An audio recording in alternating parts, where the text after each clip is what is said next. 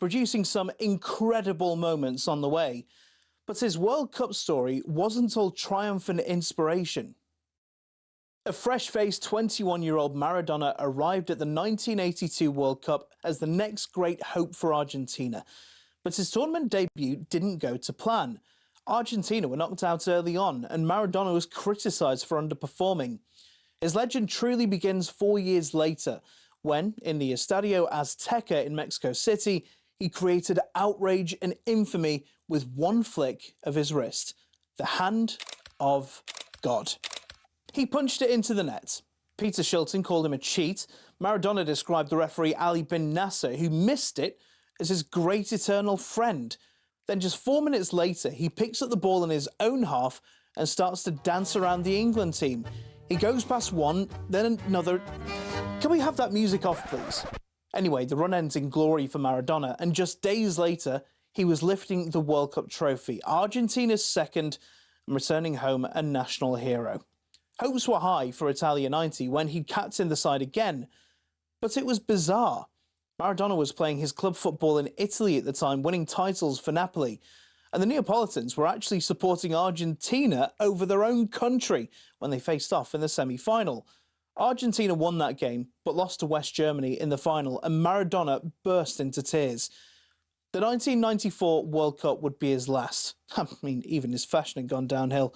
He was sent home after 2 games for failing a doping test due to something he'd ingested from an energy drink. But does a Red Bull make you look like this? Maradona would never pull on the blue and white stripes again. He did come back as manager, but was sacked after they were knocked out in 2010. The goal of the century is a permanent reminder that he may well have been the greatest of them all. Before it, his ascent, and after it, his dramatic descent, only highlights the mountain peak that was Maradona's 86.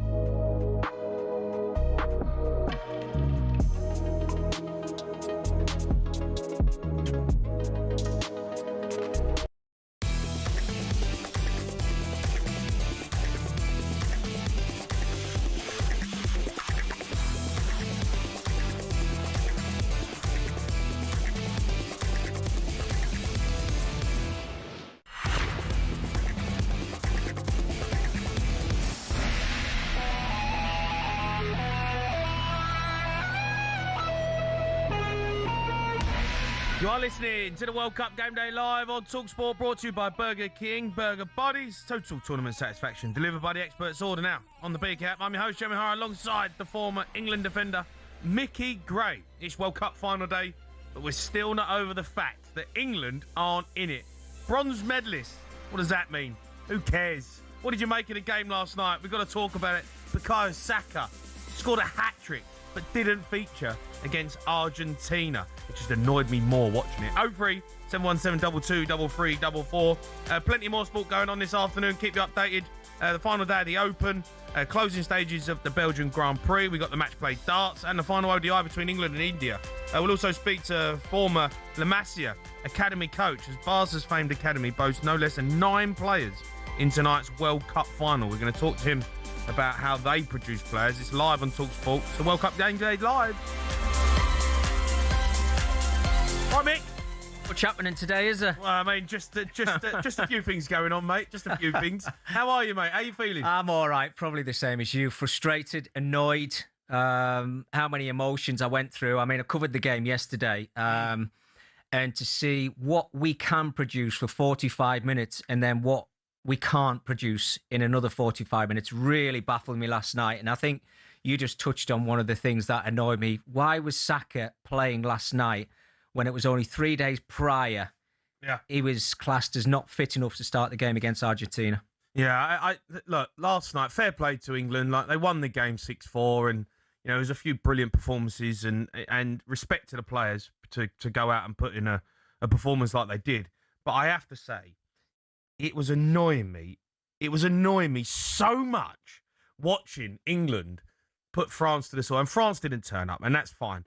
But it was annoying me so much just seeing Rashford and Saka running off the ball, energy, Declan Rice, energy. And I'm sitting there and I'm going, what on earth is going on? How is Saka making all these runs, scoring a hat-trick, and he didn't play him against Argentina? Yeah.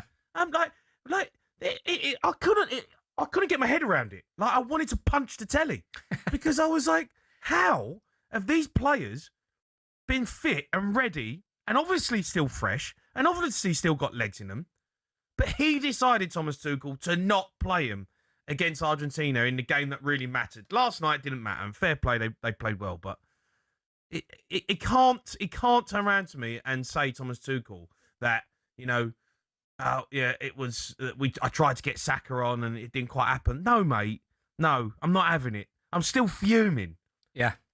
I mean, watching that game against Argentina, I think we were all frustrated. And I'd be really surprised if people call in today and say they've been happy with what they've seen or witnessed from England throughout the whole of this tournament.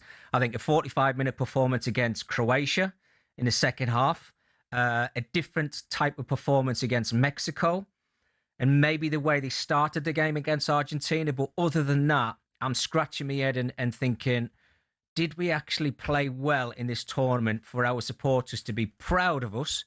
Because we're sat here now, just the two of us now. We should be in that final. Yeah. No question about it. We are better than Argentina. We are better than them. But I think the negativity and those substitutions late on in that game never really give us a chance to see out that full-time whistle. Those 2 late goals that we conceded was all down to negativity, the substitutes that he made, the way we tried to sit back and defend. What happened to doing it the English way? Yeah. Why does it have to be Thomas Tuchel's way and saying about this so-called DNA? Oh. I don't understand why he made those substitutions. We've just got to try and find a way. And I know it hasn't happened, obviously, since '66. But England have got to do it the English way. Because Spain don't change for anybody. Argentina don't change for anybody. France don't change for anybody. They're 3 successful sides in world football. Why can we not do it our way? And why can we not nurture players and find these street footballers and let them play with that little bit of freedom? But I think we can. His DNA comments, I talked about it yesterday, Mick, really wound me up. Because he's basically trying to say that we haven't got the DNA, we haven't got the talent pool from our academies to produce Spanish-type players who can keep the ball. Yes, we have. Yes, we have. The cream rises to the top. The whole world, especially in Europe now, want to take our English talent. Yeah. Like Jude Bellingham. Yeah. They want to take our players now. You're seeing it so much more often now that young players from England will go to Germany, will go to Spain, will go and play in Italy. Never used to see that before. Never. No, now, they're all looking at our academies because we have got the pool of players. We've got the talent. So for him to come out and say, "Oh, it's a DNA problem," I think is absolute garbage. And watching them play last night with the shackles off when there's no pressure, and them just roll the ball all over the place and absolutely outclass France, it just wound me up. And his comments though, Mick, his comments are really annoying me with his press conferences. And I gave him the benefit of the doubt because he's quite honest. Before the Argentina game, I found him quite honest, right, in terms of how he saw the games, what he wanted to see more of. Jude Bellingham didn't like it, but I didn't mind him being honest about the way we were playing. So I was like, okay, fine. If he's going to be like that, be honest. That's what we want to hear. We've asked for that. We get beat by Argentina. He hasn't been honest. He has lied to us. He has continued to lie to us. The press conference building up to the game last night, and then even after the game last night, he's still lying to us. It's like he's taking us for a ride. I know we're not England managers, but there's a lot of people that know what they're talking about. right? There is people in the game who've played the game, who study the game, who watch games. Even a normal punter. You watch enough football, your opinion, is okay. You can have an opinion. You know football. It's like he's telling the nation that we're all wrong. The outcry from the game against Argentina has been too much. No, it's not been too much. You got it wrong. That's why there's an outcry. We didn't expect you to make them decisions. So you can't sit here and then say, oh, the criticism and the drama has been too much. Well, yes, because we brought you in to do the job that you haven't done. Have you seen anything different from Thomas Tuchel to what we saw under Gareth Southgate? And what I mean by that is when we've got to the latter stages of Euros and World Cups, did you see anything different in tactics or anything? Nothing. Because I haven't seen it either. And look, everything that you've said there, I kind of agree with.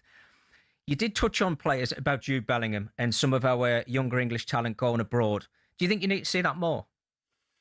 Because we seem to get our players to a certain level and then somebody pulls the brakes on them. And then I don't know what happens when they put an England shirt on, whether it's down to the coach, whether it's down to the players. What we needed to do, and look, you said there, punters are knowledgeable. Of course they are. We're sat here, we've played the game, we've been in dressing rooms, you listen to what managers say. You've got to have that individuality about yourself as a player when you're on the pitch and see danger, sniff out danger and know what the problem is. Like in that last 20 minutes against Argentina, you could see we were dropping deep. The substitutions didn't help. We weren't keeping hold of the ball. I think we had 12% possession in the last 15 minutes. Mickey, it was something between the 66th minute and the 85th or something. We had 2 completed passes. Yeah. 2. I mean, and it was from Pickford to somebody else, I think. Stones. And then Stones passed it back to Pickford. Wow. see, that is, I mean, that is, it's damning, it's worrying, it's alarming. And we're not going to find out if Thomas Tuchel's made any changes in the way he's going to approach things until 2 years' time. No. Because forget about the qualifications. We'll breeze through the qualifications. We'll get through the group stage and we'll get to the quarterfinals, semi-finals. That's when he's going to be judged. To say, right, have you changed anything in those 2 years as England coach? Or are we going to get the same scenario where we find ourselves playing against France, playing against one of the top European nations, and he makes those negative substitutions again? That's how long we're going to have to wait for Thomas Tuchel. I just can't get my head around with the pool of players that he had at his disposal that he still thinks that he made the right call. Yeah. Like the fact that he still sits there and he doubles down. And I think Julian Loren, I was speaking to the lads outside, and Julian Loren said, this is what he does, Thomas Tuchel. He will double down, and then he'll fall out with them, and then he'll leave. Yeah. Well, which he's done obviously in the clubs that he's been at previous, Paris Saint-Germain, Chelsea obviously as well. We see him in press conferences. We've seen it with other managers as well. They do this 2-3 year stint and then they fall out with everybody because they actually want to be out the club and they're not getting what they wanted. In the next 2 years, look, there's so much you can pick out of it. There really is. I mean, I covered the game last night. I thought first half there was freedom. Obviously, France, they didn't turn up, basically didn't defend in the first half. No, they didn't. But there was a bit of freedom and he put trust in certain players to go out. Eze was another one. I mean, I know he didn't get himself on the score sheet last night, but why has he not played more? Why has he played players in different positions? And the comments that he was coming out with, he's got to use that squad. Harry Kane. Where's your replacement for Harry Kane in the next 2 to 4 years? Well, it ain't Ollie Watkins. And it's not Ivan Toney. No. They're going to be in their 30s as well by the time that next World Cup comes around. Are they coming through the academy? Can we nurture somebody like, Harry Kane got nurtured and got broke into the first team? That's one thing for me. Can we play a different way? Or do we actually just stick to the English way and find a way of seeing off these bigger nations when we get to the knockout stages of quarterfinals, semi-finals, and hopefully more finals? Because I've not seen it yet. Well, I think that it's all down to the decisions that Thomas Tuchel made. And we talk about the English way. We've kind of done that for the last few tournaments, right? And we've found a way into the final. We found a way into the semi-final against Argentina. Against Argentina, it was the English way, right? We done all right first half. It was a little bit cagey, but we were there, right? We weren't getting trounced, but we weren't overrunning them. And that's fine. But when you go 1-0 up, that is where Thomas Tuchel he's getting paid over £5 million a year for that half hour. Yeah. No, the rest of it, we don't need you for. Southgate can do that. Yeah. Lampard could do that. Tom from Dartford could do that. Do you know what I mean? Yeah. Like, he could get us through that with the players we got. You are getting paid £5 million for that half hour. Yeah. And you absolutely got it 100% wrong. Yeah. And that's when we were judging him. And that's why we're judging him. Yeah. So his outcry of it's been too much. No, it's not been too much. Because that's what we brought you there for. To get that right. Yeah. And then when you watch us play last night, and Saka's fit, and Rashford's fit, and Eze's look sharp, and you're seeing Declan Rice making marauding runs, and you're going, hold on a minute. Yeah. He's telling us we're knackered. I was shocked. I was really shocked. When the team sheet came out yesterday, and I actually, first and foremost, I saw Declan Rice was in the starting 11 after, he's upset stomach, he's had niggling injuries. He looked like a completely different player in that game yesterday. First half, he was outstanding. He was, yeah. Captain's armband. He scored a wonderful goal, playing in a holding midfield role as well, by the way. He won the ball back and drove towards the edge of the 18-yard area to give us that great start in the game.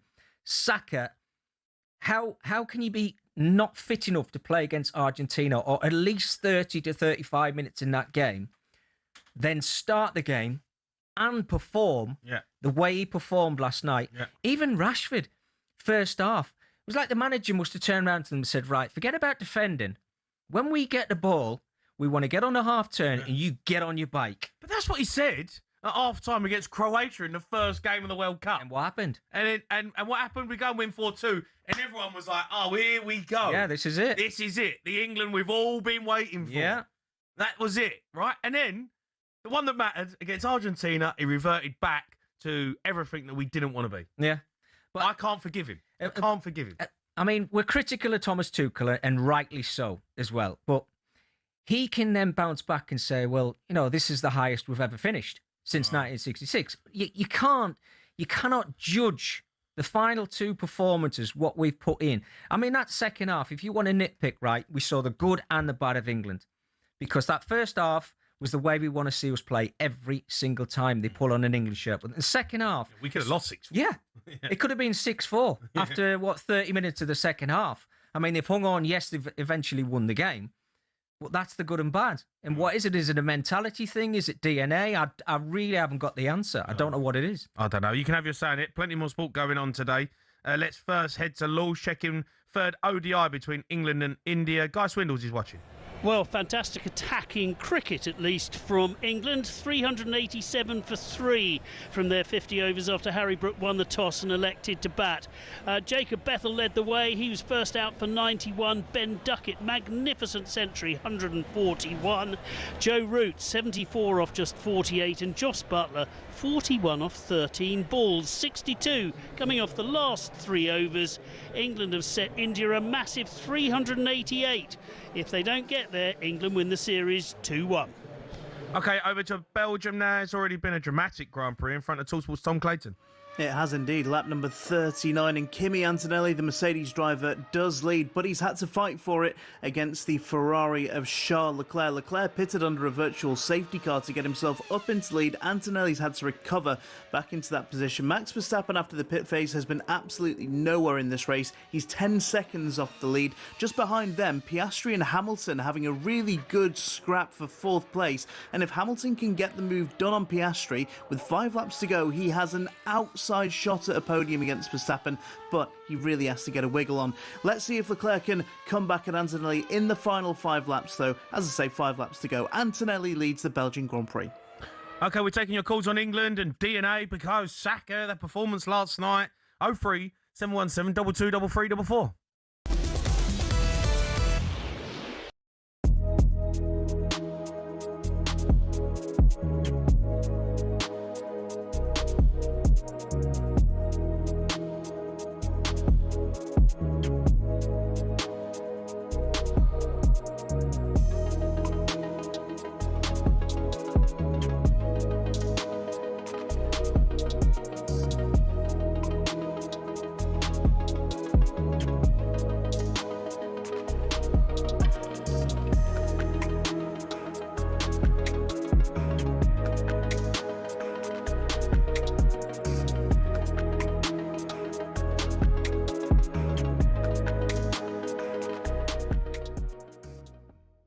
up until 72 minutes, we were going to get into the World Cup. Crap. Oh, we weren't crap. The goal, right? the goal we was weren't a wonderful ball from Morgan Rogers. Yeah. But I'm asking you to put your playing hat on now. Yeah. Your Argentina, is that a good goal or has they switched up at the back post? That's a bad goal. You switched off. The right back, or was it the right back? Doesn't Yeah, even, yeah. it doesn't even react. Why does that need to criticise a bad goal for England? It was a great goal. We went 1-0 up. It's a great cross. It was a great Why cross. can't you argue that Gordon lost his man to score the goal? Because the geezer doesn't even see him. Well, He doesn't go there like... must be a reason for that. He doesn't run and go, boom, boom. He just runs and the guy's like, Yeah, but oh, my man. Troy, you can't criticise a goal that we I'm scored. not criticising it. I'm saying we didn't play well. We had 5 shots in the whole game. Yeah. They had 5 on target. Remember, they don't call the 2 that hit the post on target. Yeah, but So man they had for the same man, amount of shots. But man for man, they're better than us. But No, they're not. oh, well, they are. No, they're not. Not man for man, they're not. Man for man, they're better than us. Well, last night they were. Yeah, but still, I think maybe you maybe at a stretch, maybe 3 of their players maybe gets into the England team. Exactly. And they're not man for man better than us. but- What they can do better, Yeah. and well, this is why I thought Messi's greatness yesterday really showed. Yeah. Because you know when they were 1-0 down, there was 40 minutes left, he went, give me the ball. He lost it a few times, Yeah. give it me again. He hit crosses over, give it me again. Don't worry, just Yeah. keep giving it me Okay. because I know I'm going to do it. Everyone in their team went, there's 2 lines. You can either be, I'm going to be the person who doesn't make a mistake, I'm going to be the person who wins the game. Everyone in their team and their bench went, we're going to win the game, I'm going to be the man. Yeah. Our team went, don't be the one to make the mistake. No. And we played with fear. Now, that doesn't always come from the manager, that comes from the players within. One person I do want to give a shout, because I've been very harsh on him with this whole thing. Jed Spence was Good top, yesterday, yeah. top draw. Yeah, he was. Was top draw. So I give credit where it's due. But we've got top players, apparently. Where were they?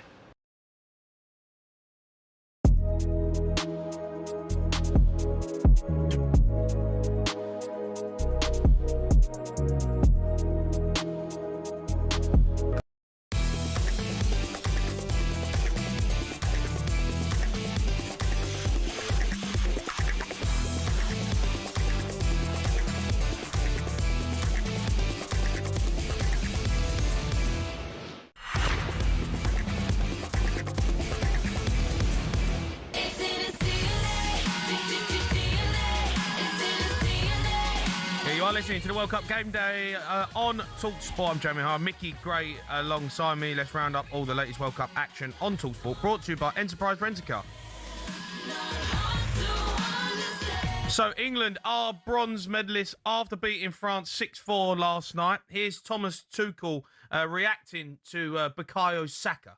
I don't think it's a matter of one match if we close it. It's just a matter of behavior and how we want to get better. I think still that we have a next level to reach, how we play football under pressure, in high pressure moments, how do we defend in high pressure moments. If you for example, compare the first half of Croatia, for example, when we scored the 2-1, we also dropped back, got so passive and conceded then with the last shot of first half. So these are the moments where we need to get better, need to trust. The players come from the best faith, but we are kind of overdoing it. We're not synchronized enough, and we need to play more economic, more disciplined, especially in defending. We can do this maybe with a bit less energy and even with less effort. Sounds a bit like contradictions, but I think we can save energy if we are more disciplined and more structured in defending as a block. And these are the next steps. We have to take them, and then we can. And then we need to keep on winning, because these top teams have outstanding records on which they build their confidence. Yeah, that's the way to go forward. Why does he keep talking about the other nations like they're 10 times better than us? Yeah. Like, it's really winding me up. We've been in the last 2 Euro finals. Yeah. We got to a semi-final World Cup, quarter-final, semi-final. Why does he keep talking like Argentina, Spain and France are 10 times better than us? Yeah, and they're not. It's really not. It's really winding me up.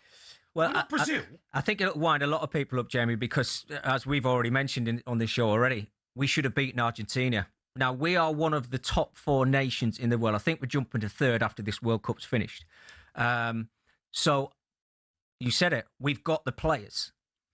What's that ingredient that's missing? You know, everybody, I was talking about this yesterday, and I said you can't kind of pinpoint it down to one thing because we've got the ability. There's no question we've got the best players. We've got Jude Bellingham's one of, if not the best midfield player. He's had an incredible tournament. Yeah, he has. An incredible tournament. So what do Argentina do? They look at their best player, the world's best player in Messi. They go, what do we need to do? Right, all right, we'll build a team around Lionel Messi. We know he's not going to defend, so we'll play to his attributes, his style. Let's get the ball to Messi whenever we get the chance. If he comes up trumps, we'll go far in tournaments. We've won the World Cup. We've got a chance of now winning 2 back-to-back, which has only been done twice before. Why can we not look at Jude Bellingham and Thomas Tuchel and go, right, we have got to build a team around a Jude Bellingham that's going to make us and turn us into winners? Because Jude Bellingham's going to be around for the next decade. Yeah. Build a team. I know we were talking about this outside. Whether Jude Bellingham can play as a striker, Yeah, if well, we need one. I think like watching him last night, and I was talking about Kane moving forward, playing as a 10, and what and where do you fit Kane in moving forward in the future? Well, eventually Kane's not going to play. Yeah. And who's the next striker that's going to come in and can be as close to Harry Kane as we can get? It ain't Watkins and it ain't Tony. Jude Bellingham, I think, could become the number 9 for England. The way he plays. And the way he can hold the ball up, the way he can march forward, he can drive, he can score with his head. His finishing's, is unbelievable. The goal last night he showed he's outrageously good. I don't know if there's a future where Jude Bellingham actually becomes a number 9. I don't think it's the craziest decision in the world. I really don't. I think what it would do is take that power of what Jude Bellingham brings from a midfield position, those drive and runs, as you saw, the goal that he got yesterday was just sensational. I mean, my favourite goal of the World Cup. Yeah. It was Messi before that. The little half volley touching the volley into the top corner was my favourite. I'm not quite sure it was against. But that goal he scored there ain't many around who could do that. No. And that's what he brings different. I think you've got to nurture that type of talent because they don't come around very often. I don't know where the next Jude Bellingham's going to be. Yes, you've got different styles of players, but get some players to work around what Jude Bellingham brings to a team and make them better because he's an incredible player and he's probably as frustrated as anybody in an England shirt of how they finished the game against Argentina because he wanted to show more and he just wasn't able to do it because of the way that England was set up. Let's go to Jimmy. He's phoned us up. Right, Jimmy? Good afternoon, lads. How are you doing? Yeah, Hi, good, Jimmy. mate. We're good. Go on, what do you want to say? Well, I'm with you, Jamie. I'm still fuming about the tactics.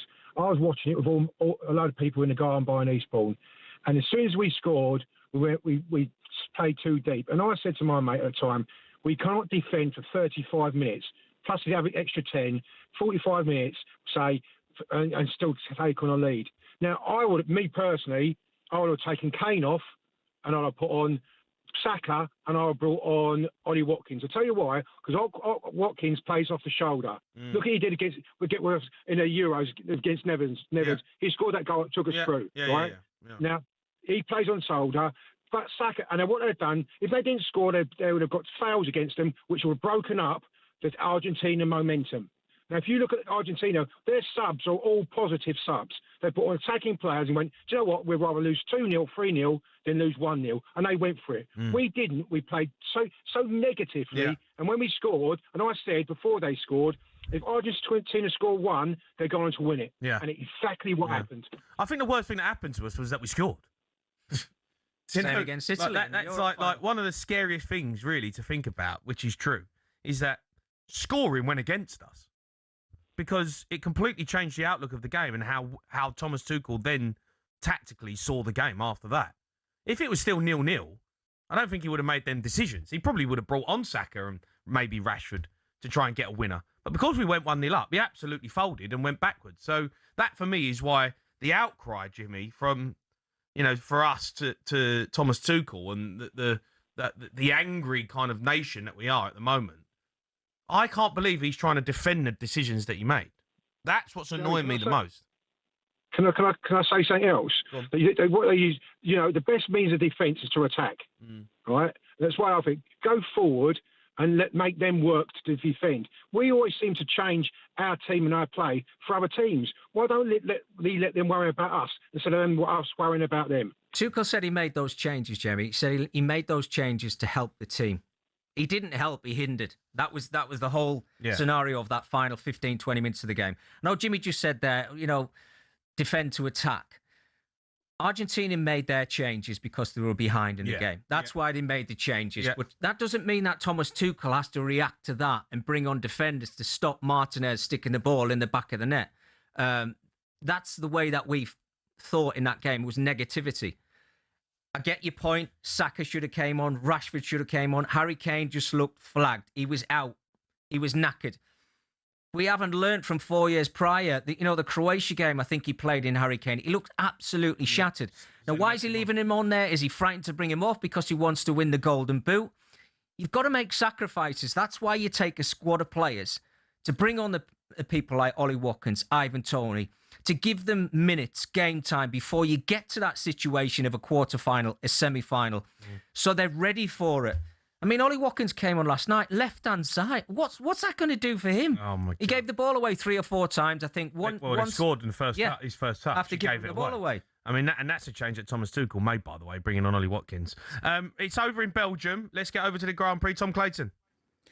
Yeah, checkered flag in Belgium, and it's a hard-fought win for Mercedes. Kimi Antonelli, the championship leader, extends the gap to 42 points over Lewis Hamilton, who jumps to second in the standings as the other title protagonist, George Russell, crashed out on lap 1. Antonelli had to work for it with Charles Leclerc putting pressure on right to the line, but the Italian held firm.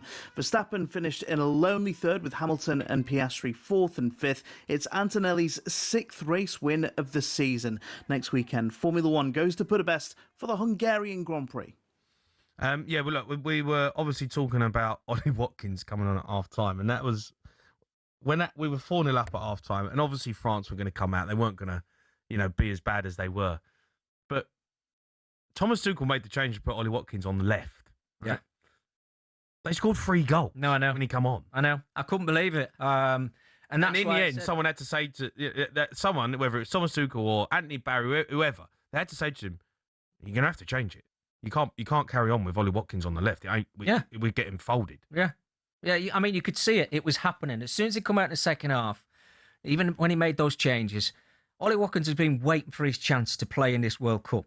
And then to be asked to come on and do a job on the left-hand side, another tactical nightmare, if you like, from Thomas Tuchel, because it just didn't work for him. I felt for him. I mean, where do you put your finger on it, Jeb? I keep going back to Gareth Southgate and the difference. There was no difference whatsoever from Gareth Southgate to Thomas Tuchel when we've got to the crunch and the latter stages of a tournament. Nothing changed in 4 years. No, absolutely nothing. Keep the calls coming in. That was a roundup of all the latest World Cup action on talkSPORT, brought to you by Enterprise Rent-A-Car. They're here for it. Next, we're going to hear from Thomas Tuchel, re-explaining exactly why Bukayo Saka was so good yesterday, but didn't feature against Argentina. Daily Tournament Roundup on talkSPORT. Brought to you by Enterprise Rent-A-Car. Here for it. Book now at enterprise.co.uk.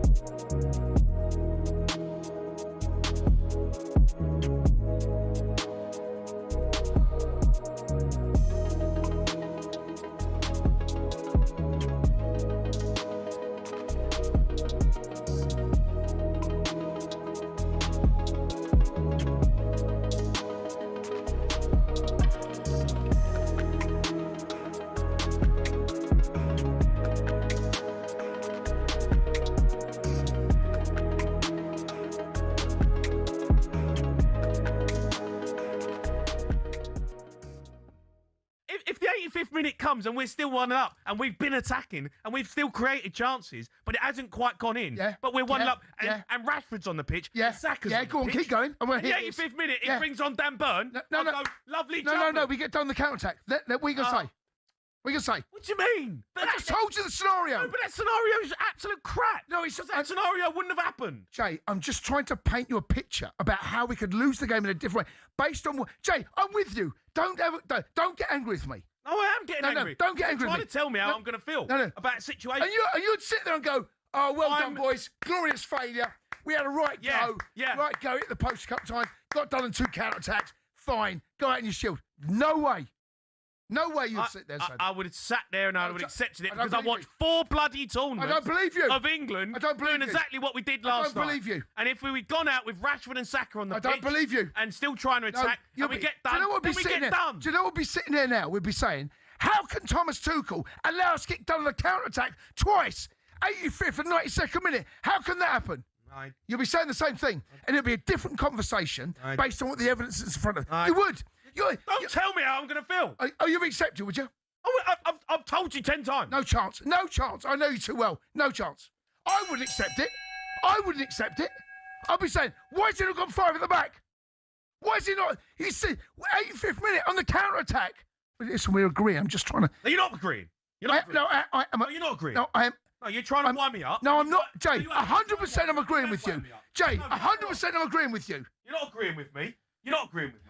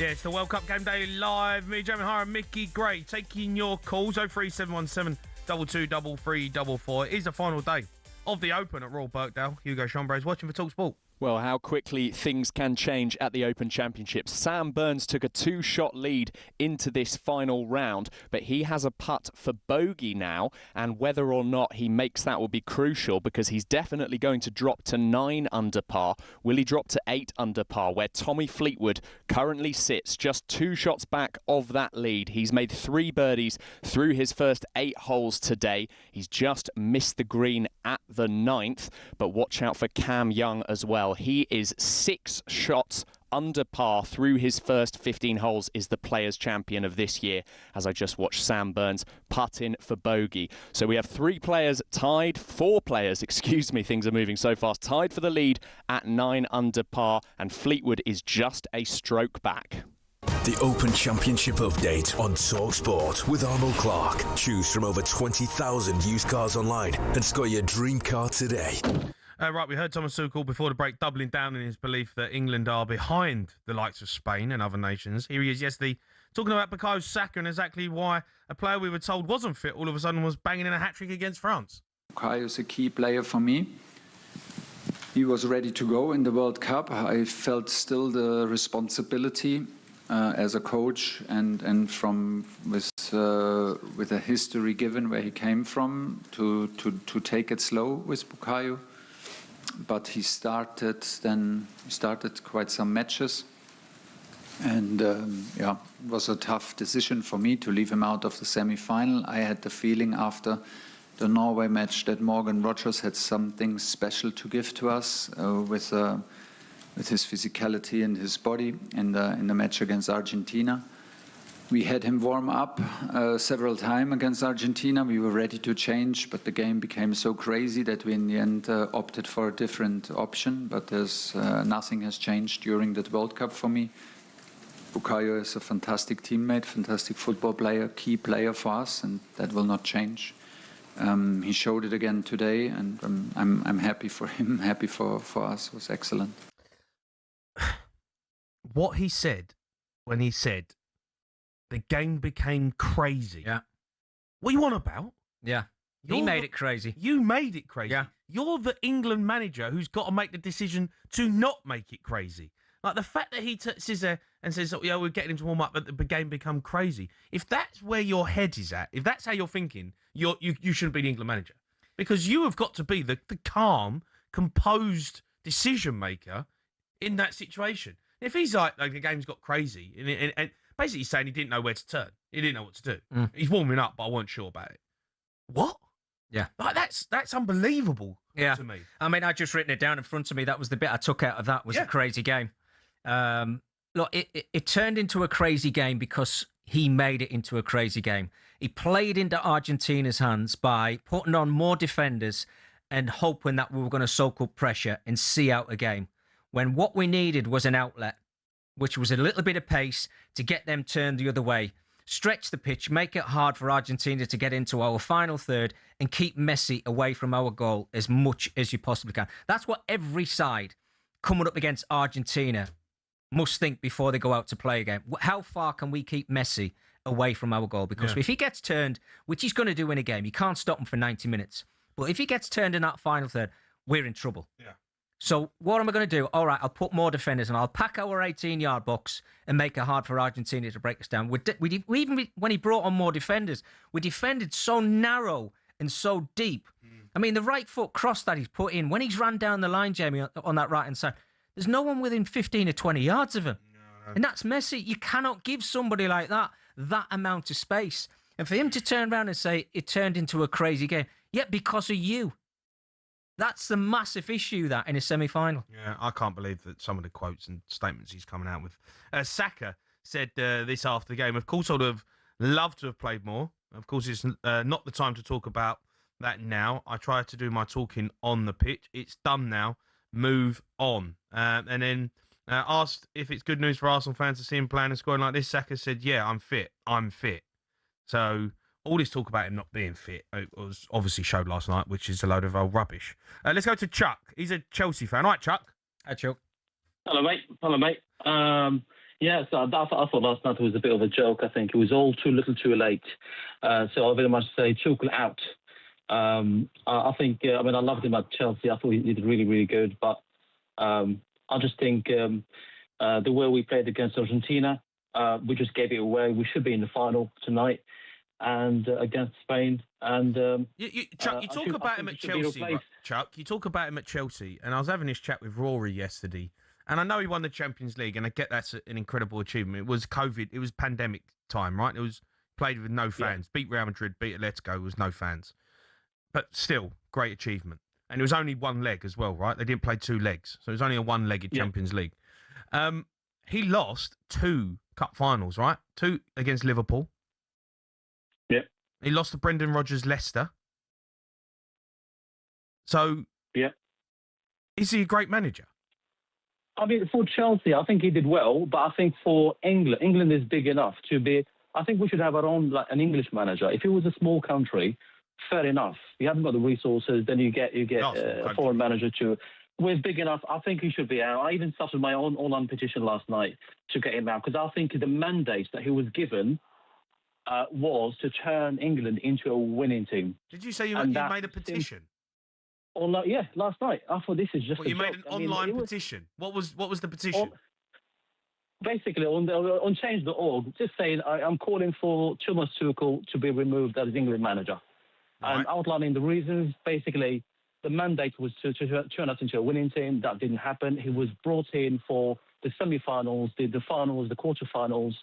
And that didn't happen. We're big enough to have an own manager, and all the excuses. I think is just last night was like a PS5 game. You can't. It's just ridiculous. And how many people have signed this petition, then, Chuck? I'd say not too many because I didn't put enough money on it because you have to promote it and all that. But I was actually frustrated. Is that why you're phoning us up? A bit of promo for the petition. I was going to say you might get a few more people signing it now, but I think the points that you make they're so relevant because I'd still go back to that chat we had when we first came on air, Jamie. We've got 2 years of this now. In 2 years where he's got to win back the nation. I think that's what he's going to have to try and do. But we know he's going to do that because in the next 2 years, England are not going to lose too many games. I think the next game that we've got, I'm sure it's against Spain in September. Have we got? Is it Nations League? Have we got some of that coming up? I don't know. Nations League, yeah. I'm sure the next game we've got is Spain. Honestly, I'm sick of even talking about England now. But that is, for me, that even that game is irrelevant. The Euro qualifications is irrelevant for me. We always breeze through them. And then we'll get to the group stages and we'll all start to say, oh, well, England are one of the favourites to go and win the Euros. Yeah. But no, what are we going to see different from Thomas Tuchel in the quarterfinals, in the semi-finals, and hopefully a final of the Euros in 2 years' time? If you don't see anything different, he has to be gone. Yeah, absolutely. Right, Micky Gray's not the owner. Former England fullback. He's also talkSPORT's Manchester correspondent. So we're going to be asking whether he thinks Pep Guardiola would be England's next manager. Would you have him? He left Man City after 10 years. You can have your say on that as well. 03717 22 3344.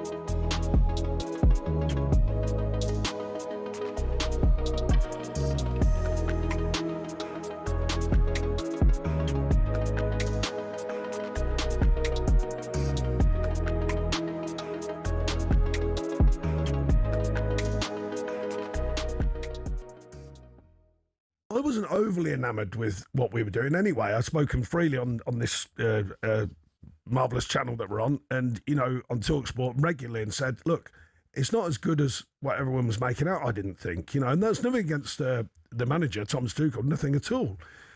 It's just that I didn't think, I wasn't thinking we were blowing teams away and we were purring, but we were finding a way. And that's equally fair to say. That's a brilliant thing to have, of course, if you're not playing brilliantly, but you're winning games. Now, that's a great habit. We all know that. So I don't think I was too... I try and give balance to my comments about these things, and I didn't think we were magnificent anyway.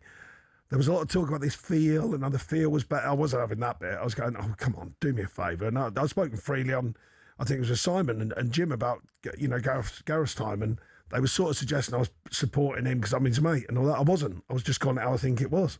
I don't think there was radical change. I had a big debate with Simon about it on their show and said, look, I don't think there is radical change. Simon was saying there is, and he's a master tactician and that's fine, by the way. I've got no problem with people's comments because we're here now talking about it. But I did say on that show, I did say to Simon, I said, Simon, there's nothing radically changed here.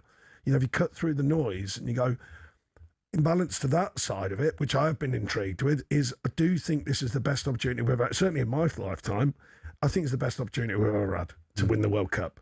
Not because we're amazing, but because the other superpowers are not as superpowered as what they were. France were flying. I think we're all shocked by that one because they were the ones who you thought, right, okay, they're what we think they should be, apart from their last game. And equally, you look at them and they are superpowered. And yet, you look at their last game and you go, what just happened there? So it is the World Cup. It's not easy to win a World Cup. Everyone sort of suggests it is, but it's not.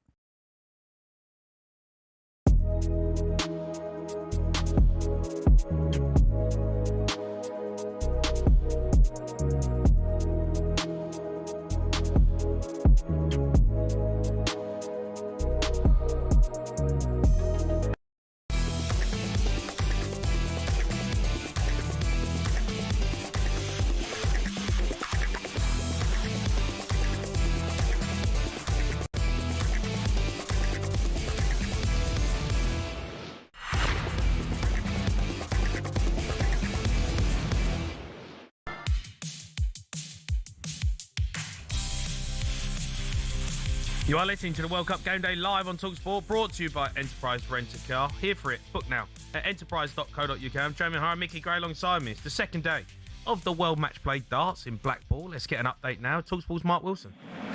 Yeah, good afternoon, guys. Jutland Ivanboda earlier knocked out seeded player Chris Toby 13-11 in a thriller. We've just seen a flying Scotsman, Gary Anderson, produce a match play best for him, 109.96 average as he battered Ryan Joyce by 10 legs to 2. Still to come, Johnny Clayton will take on Australian number 1 Damon Heta in the final game. But right now, former 3-time champion here, Michael van Gerwen, has got his hands full. He trailed Andrew Gilding by 4 legs to 1. He then went 8 perfect darts, missed double 12 for the 9-dart leg. He reeled off 3 on the spin to level up at 4-4. But Gilding has nudged himself in front. It's a race to 10 for a place in round 2.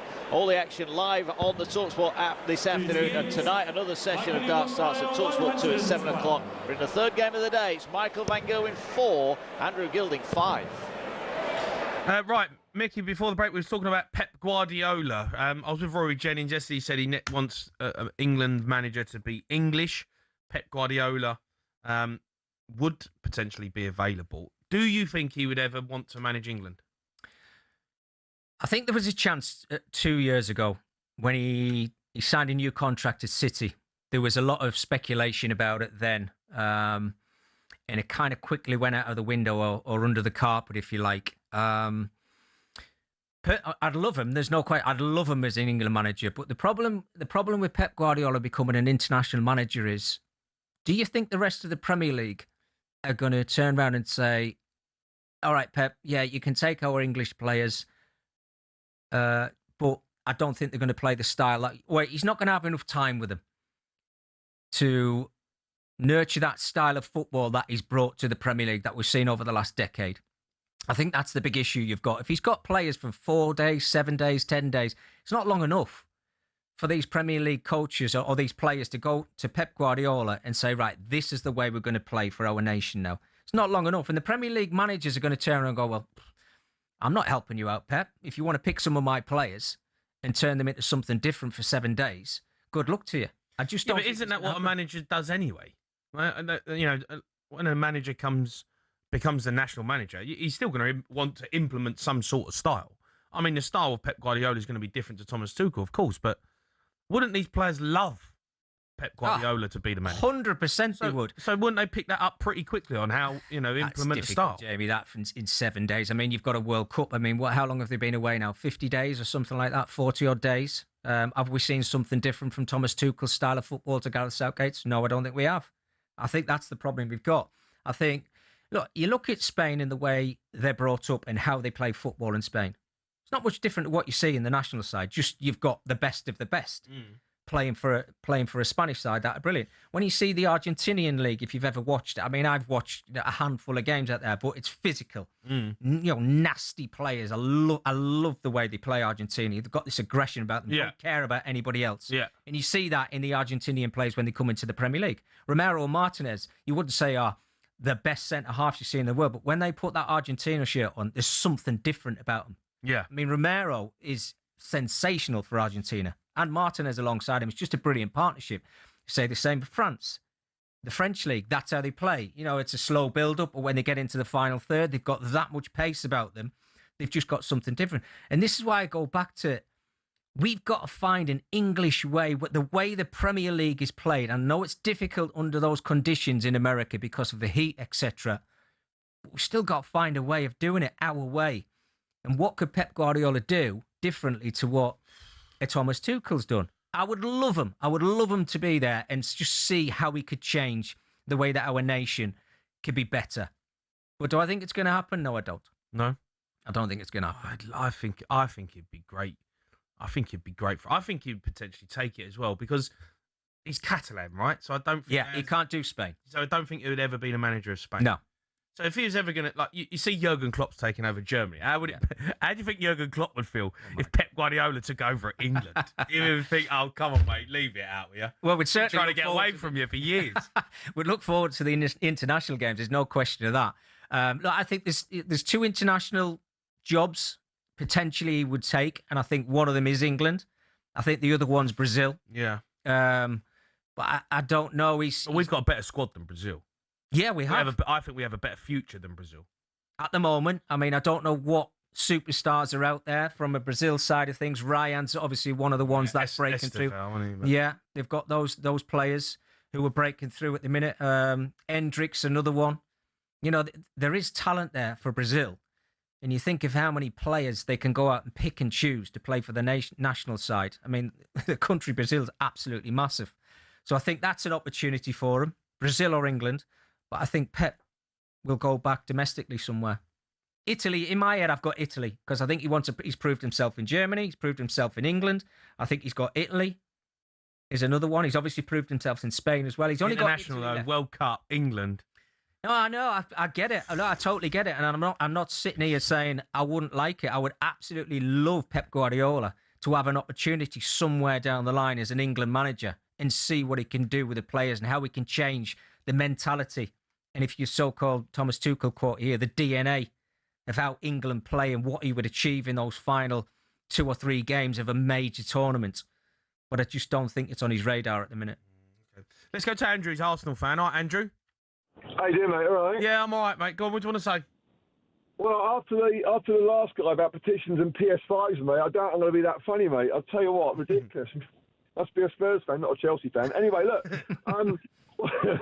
mate, Tuchel's getting a lot of flack, right? And I get it, I really do, all right? But I mean, basically, I never saw England getting past quarterfinals. I'm not joking, right? And with all fairness, I started to actually believe in them. I really did. Yeah. I've never been a Harry Kane fan. I want number 9 to be number 9 in the box. I know his style's to come back, and Tuchel's getting a lot of flack, Jamie. And I want to ask you what your kind of view is on this. Yeah. Go on. You know, I mean, when I was watching the game, yes, the goal went in, and obviously everyone jumped for joy, blah blah blah. And then they all start sitting back. Why wasn't Kane and the other generals of the team dragging them out of the fence, dragging them forward like we see week in, week out in the Premier League? If they didn't do that, and I think, you know, in management, there's like a saying called old poo management, where you suddenly run from pillar to post trying to fix issues. And I just think that's when he got it wrong, because the immediate pressure from the guys sitting backwards created this moment where Tuchel lost the plot, but I don't think he's entirely to blame, Jamie. I really don't. No, I hear you, and there is an element of, you know, some of the big players in that moment, you know, could have dragged us up the pitch and they didn't. I don't think the manager helped with the substitution. I think he made the decision to sit in. I think Harry Kane was dead on his feet, if I'm honest. I don't think he had anything left to give. But the manager should have seen that. The manager should have took him off. Like, the manager he could have made a decision to make a change and take Harry Kane off.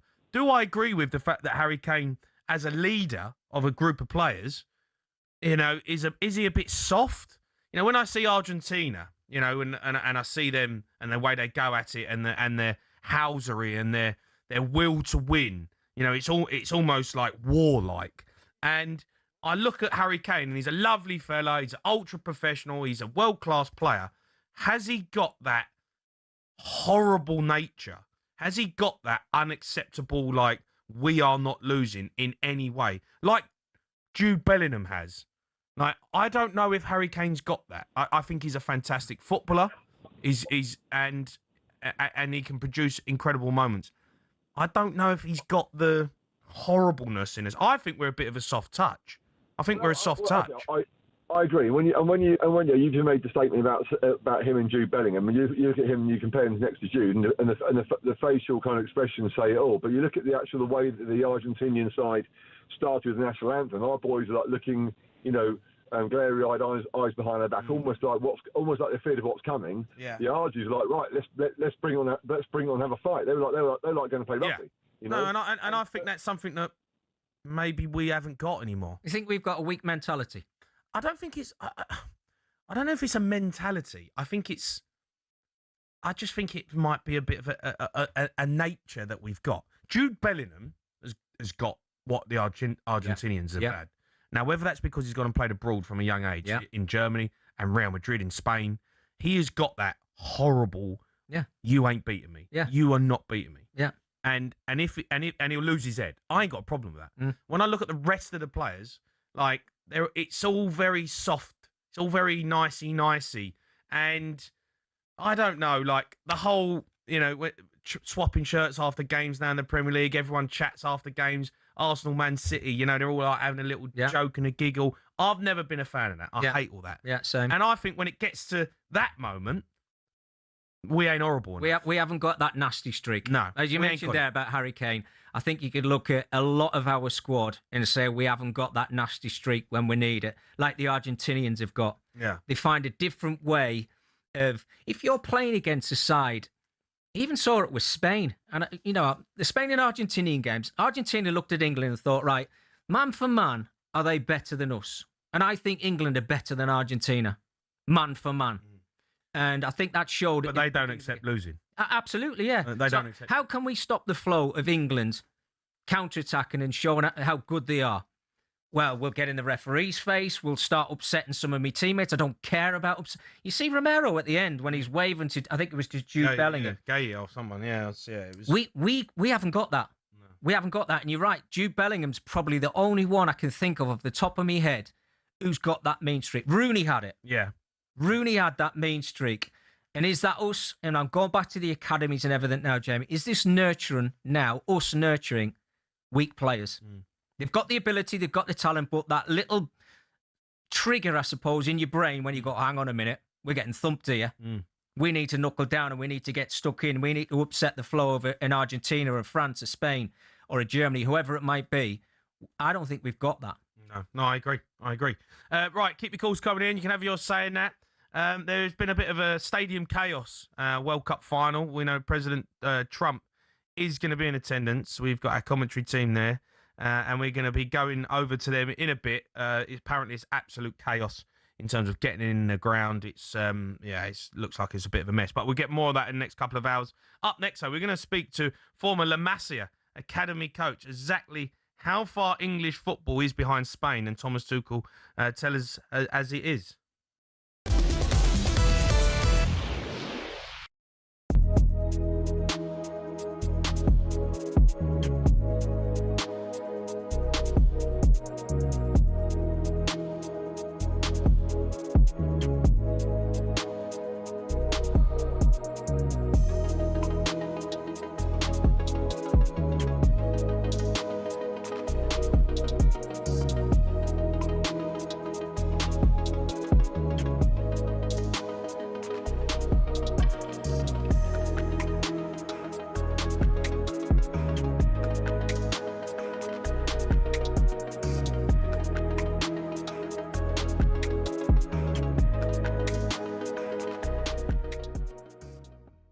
It's 25 minutes. You're playing against Argentina, and you've just gone, here, there you go.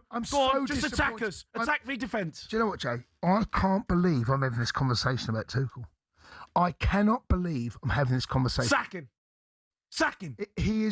It's just rinse and repeat as England, and I don't know whether he looked back on that Mexico game and got drawn into how comfortable he felt. No, Jay, I'm not giving you an answer. I'm trying to find a reason. I'm trying to get into his head. I don't know the answer, Jay.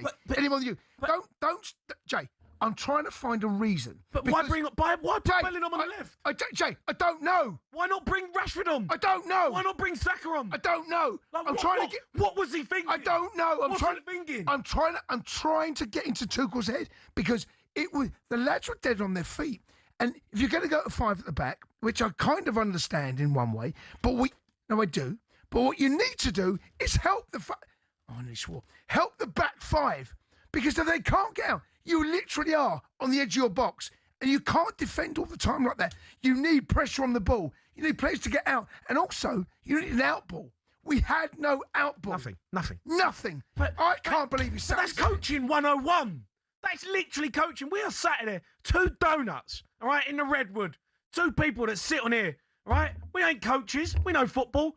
He's the top level England manager, and the whole nation can see that we were camped in, and everyone's screaming, "Make a sub, give us an out." I don't get it, Jay. I don't get it. I just don't get it. I don't understand how he couldn't see what we were seeing.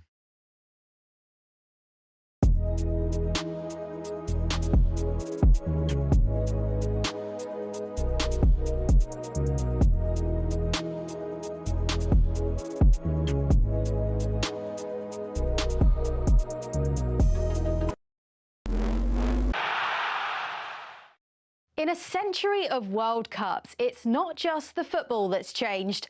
Stadiums have gone from concrete behemoths to technological marvels, and the giant monolithic arenas help to define tournaments. Back in 1930, the world embraced its greatest spectacle for the first time. Uruguay was the host, and in just 90 days, they built a stadium that's still there today. It was a gargantuan effort to pull together the 90,000 capacity Estadio Centenario, one of only 3 venues for that tournament, that would act as a monument to 100 years of Uruguayan independence. If that was the World Cup's birthplace, Mexico City's Estadio Azteca became its cathedral. Some of the World Cup's most iconic moments happened on this grass, including this, of course. Also, both Pelé and Maradona lifted the trophy in the Azteca. A bit of pub quiz ammo for you there, you're welcome. In England, there's no more special place to us than Wembley, the scene of our greatest triumph.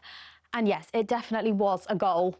Some incredible stadiums across the world have hosted matches, but you don't have to have a modern-day spaceship of a ground to make it memorable. Take 2006, for example, and here. The memories of what happened at Berlin's Olympiastadion show events on the pitch can elevate a stadium in the minds of fans worldwide. But that doesn't stop us from marvelling at modern triumphs of engineering. Let's jump ahead to Qatar and take a look at this, the Lusail Stadium. This gorgeous golden bowl hosted the frankly unbelievable final in 2022. But that's not where it ends in Qatar. Take Stadium 974, for example. This place was built from shipping containers and can be taken down and built somewhere else. Mad. It's crazy to think that we've gone from building giant concrete bowls to what is basically modern art. To be fair, some concrete bowls, like the Maracanã, are art in its most flawless form. The teams and the players are why we all come, but sometimes the stage they perform on ends up being the main character. And with structures like this, it's hardly a surprise.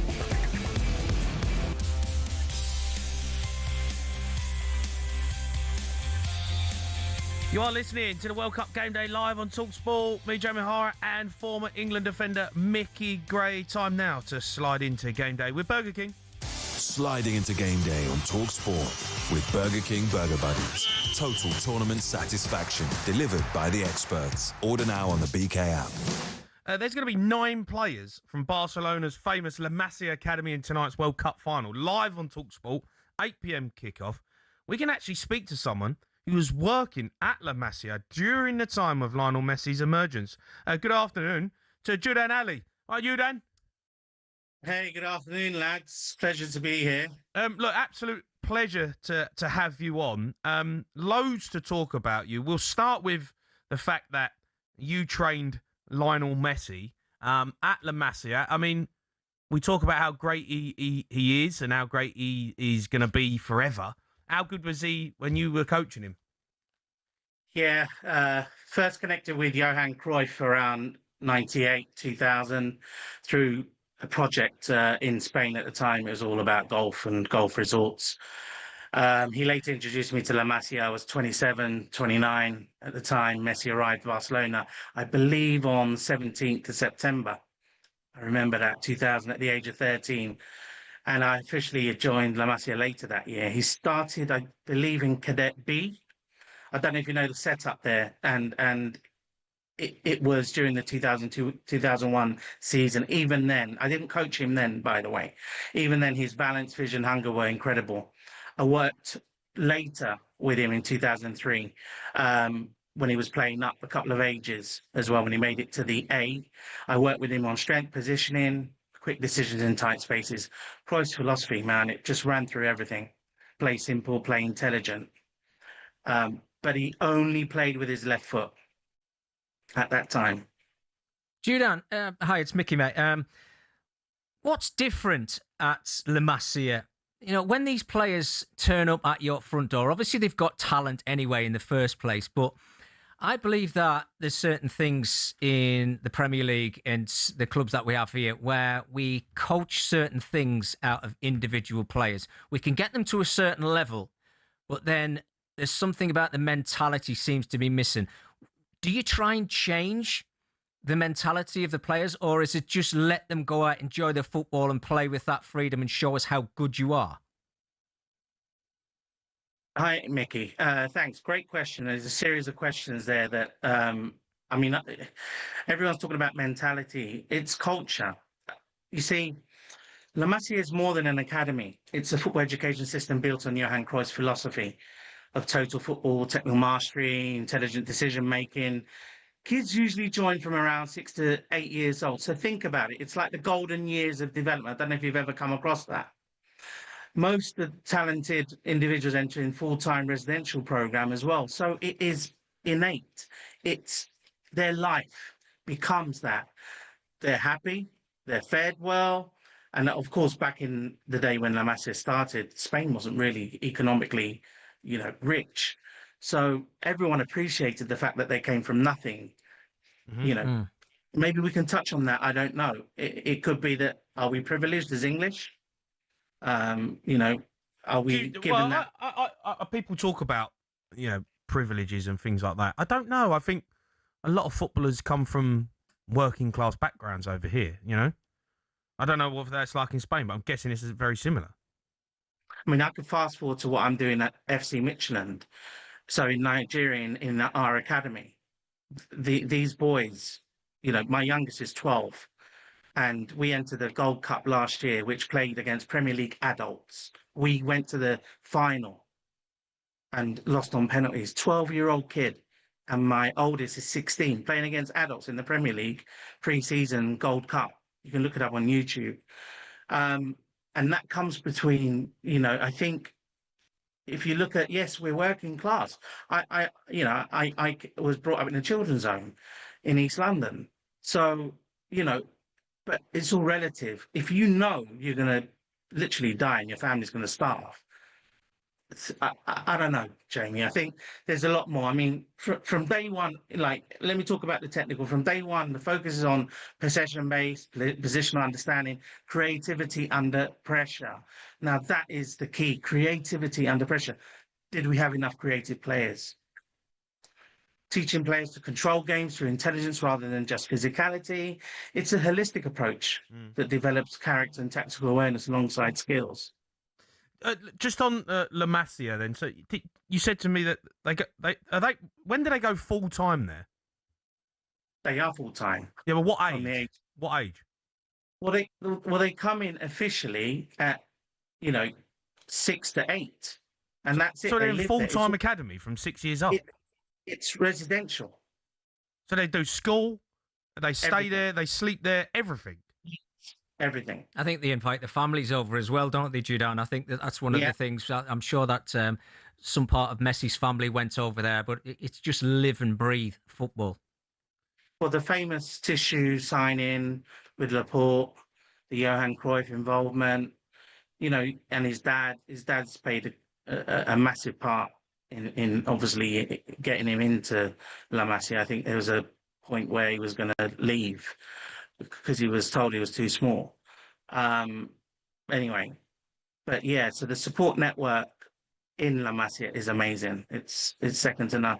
Like, everyone's talking about, when St George's Park was built, but it doesn't matter how much you have in terms of material. Bricks and mortar doesn't do anything. If you don't have the right key personnel, you're never going to succeed. And we didn't. Sorry to say that, but we didn't. And people like myself are being, pushed away. I know Ashley Cole's gone out to Italy. I think he's left there. But Lee Carsley, Ashley Cole, that is the DNA for me. Why are we bringing in foreign coaches? For what? We need people. You don't agree with the Thomas Tuchel appointment? You think that's a wrong move from the FA? I believe he is fantastic manager. I also believe that this is his Beckham moment, if you understand the context. Yeah. And if he does learn from that and goes forward, we'll win the World Cup. But like I said, if we had our English players that have been there, done it, worn the T-shirt, and then they've come through with the FA, the system, all the age groups. We won the World Cup in 2017, right, in India. England won that. So why have we changed? Why are we not bringing those coaches through with the adults? Jordan, I asked Jamie a question earlier on in the show, and I was saying, do you think a few more of our English younger talent need to go abroad and learn a different mentality in a different way? Because you look at Jude Bellingham, I think he's the standout performer of, doesn't really care about the outside world and what's going on. You put him on a football pitch and he's fearless. And I don't think England have got too many of those players. Whereas you look at the different nations, the bigger nations, and I think there's a lot more than one individual who play with that fearlessness. Good shout there. Definitely, Micky. Like with myself, I've got no fear in terms of how I do my role and perform it. I've been in areas over the last sort of 14 years of my life where English was never spoken. So I've had translators. So you can imagine, I've had to firefight all those. Coming back into a European or an English-speaking environment for myself, it's child's play. I'm not saying the job's going to be easy. Yes, you're going to have a lot of challenges and stuff, but Jude is a prime example, exactly that. But it's not so much about getting them to go and play when they're adults abroad. I think it's about getting the right coaches that have been around the world or have understood different cultures. Like, have you heard the term positive brainwashing? No. So basically, you just positively brainwash your players and you put them in a bubble. So if you look at my screenshot at the back, there's a 25-0. I could apply this with any team around the world. That girls' team in one of my previous roles at Hegelman in Lithuania, pro-Russian attitudes. Men think girls should be in the kitchen, let alone playing sport or working for a living. So you can imagine, I had to positively brainwash these players. And they're telling me, what am I doing there? Being a man. So, I'll give you an example. I went over we had 1 hour a week, by the way. They were losing 8-0, 9-0, 10-0, bottom of the league, the Lithuania A-Liga. My defender was the Lithuanian national team captain. Anyway, The head coach of the U15's a man, very Russian attitude, didn't really speak too much English. But the girls were taking the full-size goalposts, and I actually had to be quite diplomatic. Luckily, the owner placed me there, so I had a little bit of credibility. So I just said to the guy, I said, listen, do you mind the under-15 boys, setting up the pitch? And lo and behold, that happened. So for me, it's a process, getting to understand. It wasn't so much football. But anyway, we started, I implemented the Barcelona methodology into those girls. Milda Luzne, our defender, she was smashing. She was banging in goals in training. So I just pushed her up second half. And our highest result was 25-0. Our lowest result was 10. Julian, hold on there, because I'm going to ask you some more questions about England, but we've got a break. So hold on if you'll happily wait a few minutes. That was a look at some of the day's key talking points, all thanks to Burger King. Sliding into game day on talkSPORT with Burger King Burger Buddies. Iconic winners delivered in the box every time. Order now on the BK app.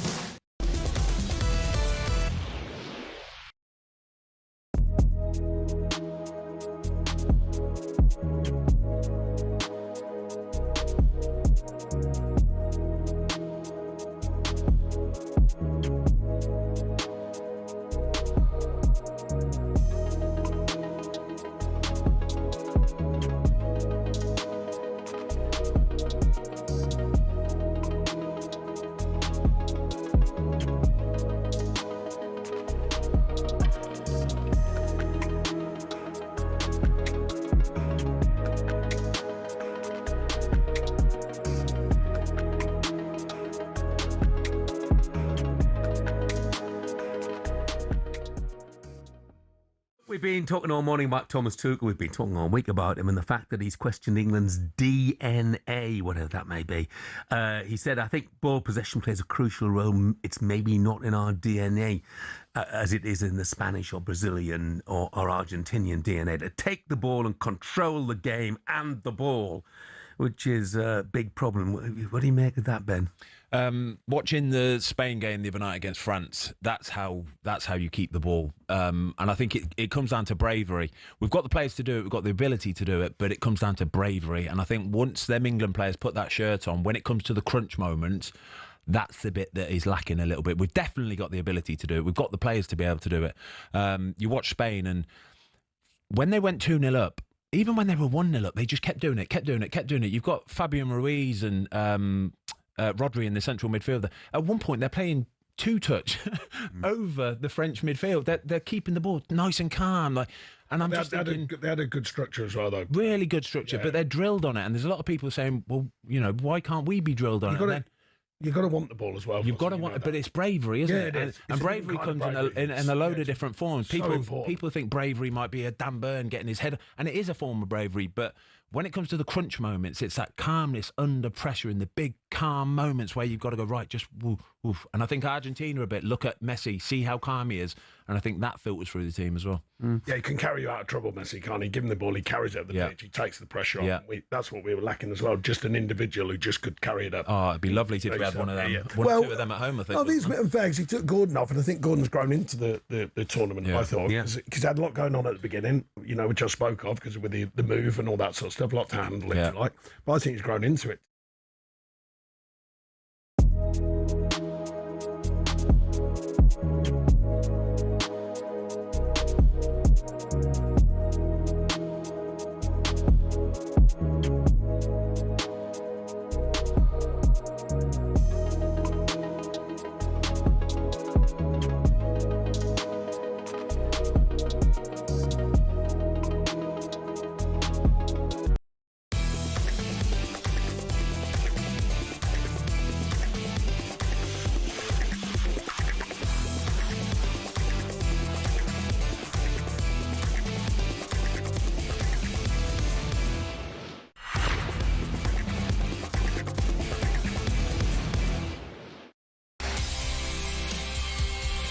Yeah, you're listening to World Cup Game Day Live. Me, Joe O'Hara, Micky Gray.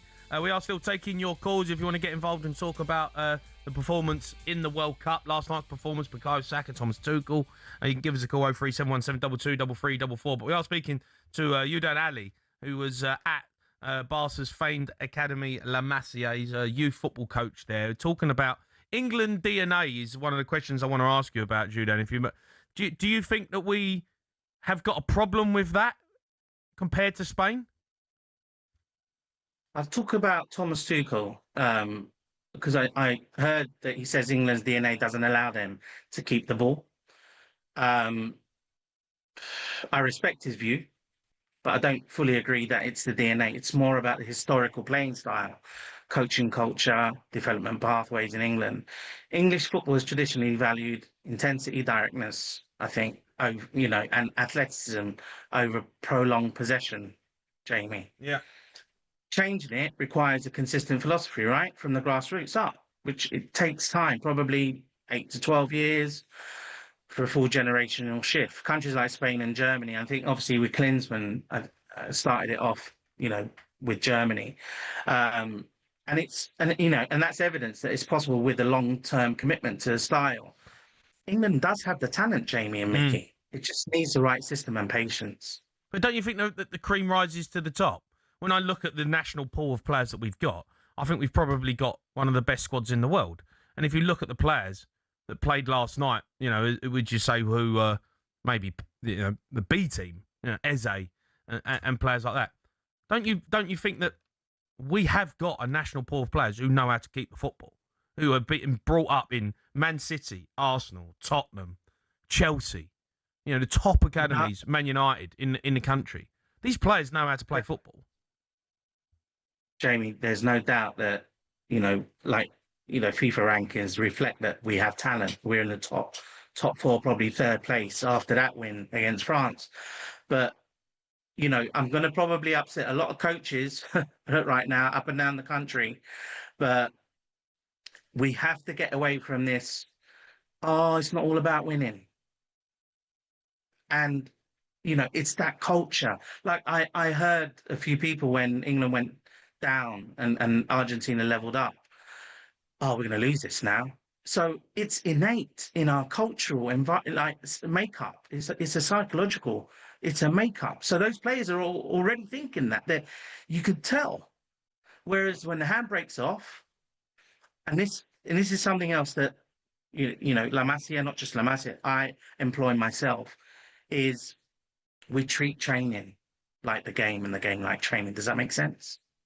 So then when you're, whipping in balls, when you're doing things, for fun, and you've got that handbrake off mentality, if you can bottle that up, and that's the positive brainwashing journey, and you go out there and you can actually then create that environment, the pressure's off.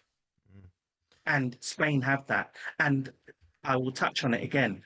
La Masia, you said I think it was 9 players or even 6 or 7 players, but in the squad from La Masia, right? So when have we had 4 or 5 players in the England setup that plays for the same club or has gone through the same academy?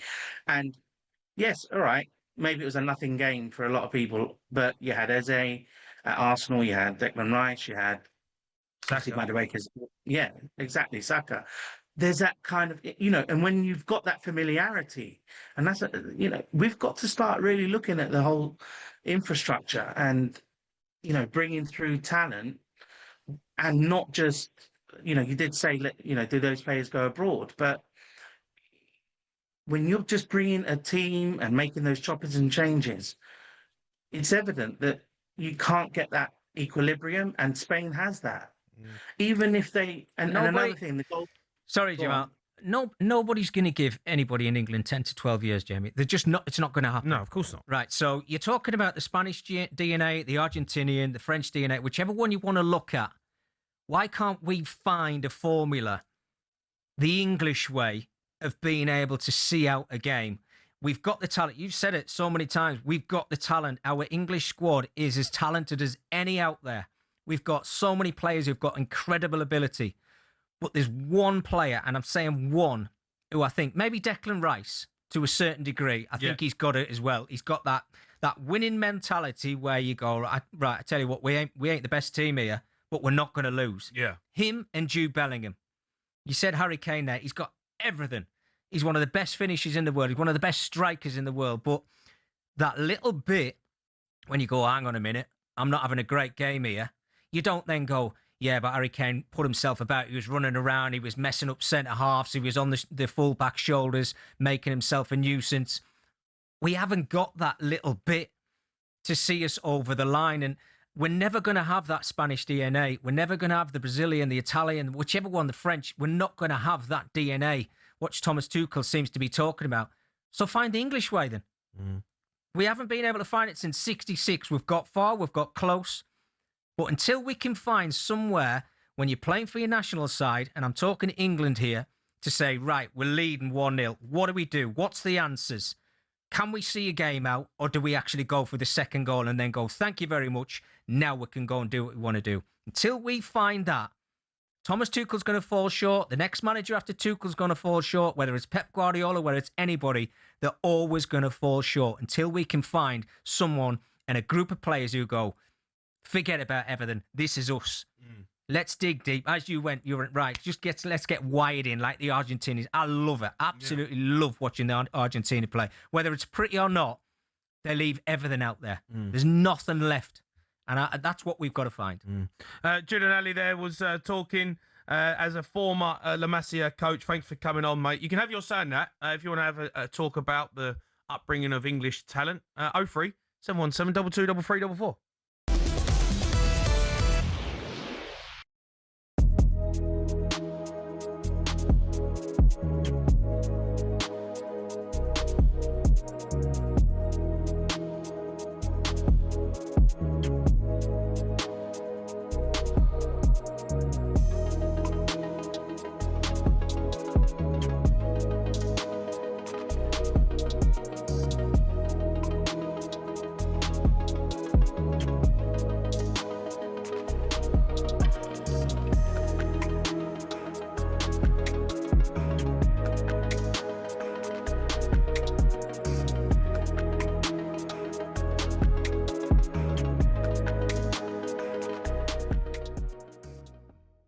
He has to go, mate. I'm sorry, Jeff. Like, when we are paying £8 million for a foreign coach to come in and win us our first trophy since 1966, and that's what he does in a semi-final for an Argentinian side that were there for the taking, and to do what he did, 10 times worse than anything Southgate's ever done negatively. I'm sorry, he has to go, mate. Simple as that. The FA have to make a decision, and I just didn't like his interview, the arrogance of his interview, no regrets. Yes, you have got regrets, mate. You've got regrets. There was loads of trouble after the game across the country. Everyone was together. And that's on you, Thomas Tuchel. That's on you. The negativity, cowardly tactics. You can't blame the players. I'm hearing people say, Jeff, that, the players on the pitch have got to make decisions. There's some experience. No, you listen to your coach. Your coach tells you to play a certain formation. You listen to him. Yeah. He has to go. Simple as that. No foreign coach ever won the World Cup. Maybe for a reason. We've given it a go now again with a foreign coach, and that's what he's done. I mean, Alan here has just tested the same sort of thing you were saying.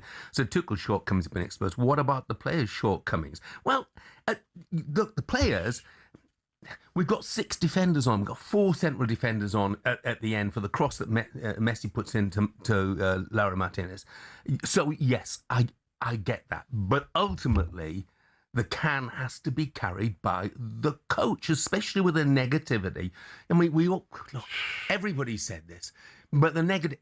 Anthony Gordon is flying. We scored a brilliant goal. Brilliant goal. You'll have loved, the fact that Kane, Declan Rice, who's soon to come off as well, Morgan Rogers, and a lovely finish to Anthony Gordon. And Gordon's feeling 10 feet tall, so what do? Oh, we'll take him off.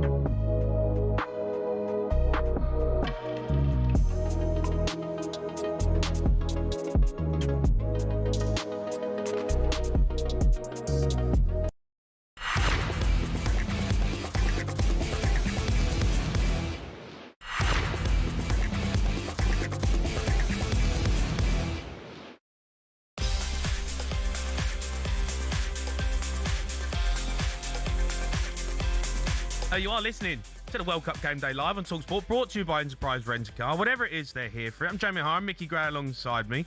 Let's get an update from the Open. Rupert Bell is watching for talkSPORT. Well, Jamie, we could be on the verge of a bit of open history if the leaderboard stays as it is now, because Korea's Siwoo Kim is out in front at 10 under par. He's just played the 10th hole, and he's playing some rock-solidly consistent golf, and actually has played the back nine very well all week. But the wind has freshened, so it won't be easy for the 31-year-old to get over the line. Sitting in the clubhouse with his job done with a 64 is Cameron Young. Excellent from him. His only blip coming at the 18th a few moments ago, when he failed to get out of a fairway bunker properly and then left nearly hold out a par-saving putt. But a 64, an excellent final round from Cameron Young, who's been runner-up in the Open before at St Andrews. But of the chasing pack, Lucas Herbert with back-to-back birdies has got to 8 under par. Ryan Fox is also still in the mix at 8 under, although a bogey at the 9th just rocked his progress. Sam Burns, the overnight leader with back-to-back bogeys, has steadied the ship and is playing the 11th at 8 under par. Elsewhere, Scotty Scheffler frustrated with his putter, but he's at 7 under. For Tommy Fleetwood, a run of 3 bogeys in a row has stalled his challenge, to the great disappointment of the huge galleries here. He's at 5 under. For Bryson DeChambeau, well, he's been the bad boy following Friday evening, but things have unravelled for him, as he's just had, I think, an 8 at the 11th, and his challenge has definitely come to a grinding halt. But at the moment, Siwoo Kim is out in front at 10 under par. Okay, thanks, Rupert. We can head back to Lords as well. England v India in the third ODI. Guy Swindles. Yeah, India are going really nicely in pursuit of the 388 they need for an unlikely still victory. They're 93 without loss in the 16th. Shubman Gill, the skipper, is 56 not out. Rohit Sharma, 36 at a runner ball. Earlier, England made 387. That is their highest ever one-day score against India. It's also the highest one-day score at Lords, and the partnership between Duckett and Bethel of 192 was also England's biggest ever against India. But India are still in it. 93 without loss in the 16th. Okay, Micky, we were obviously talking about a youth academy, and it raised a good point about how we were talking about mentalities and DNA and how we grew up in youth football. What was, I mean, you're obviously a little bit older than me. I won't even say you were crazy older than me, but what was your upbringing? Where did you go? Where did you start? What was your upbringing like? Well, things I think that are missing from, we just had, guests on there talking about, how younger players are nurtured and brought up now.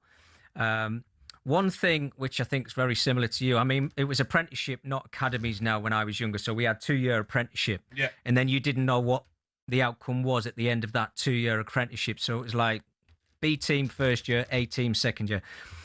I go back to Man United. When I went to Man United when I was there as a schoolboy, you weren't, and this was eventually when I went to Sunderland as well. I wasn't allowed, or we weren't allowed anywhere near the first team dressing room.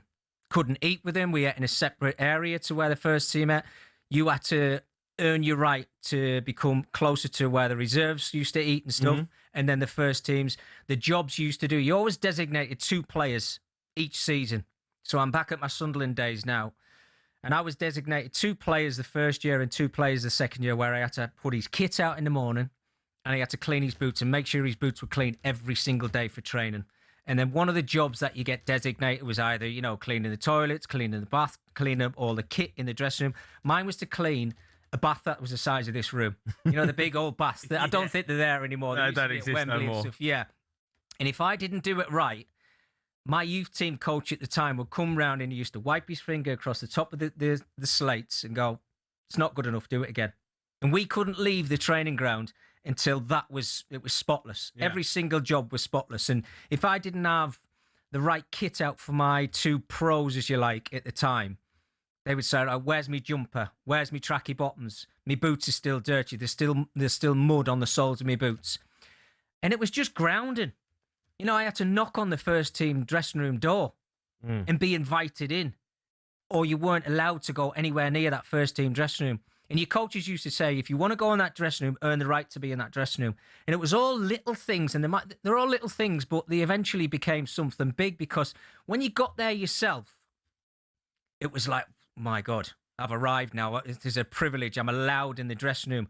And then you travel with the first team. You've probably done the same thing on a few occasions before you're involved. Yeah. And you're on the coach, you're making the cups of tea, you're putting out sandwiches, you're doing absolutely everything that needs doing to help the people who are around you, kit man and whoever else was there. They don't do it anymore now.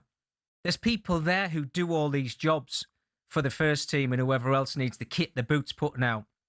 And I just think little things like that take away what I call edge.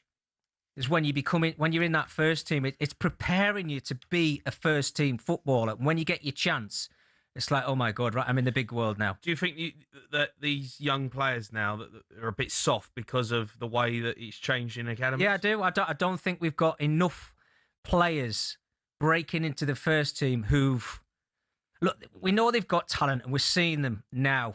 15-year-old, 16-year-old who are breaking into first teams in the Premier League. Have they had that growth from the age of 12, 13, 14, 15 years old to earn the right to be playing first team football?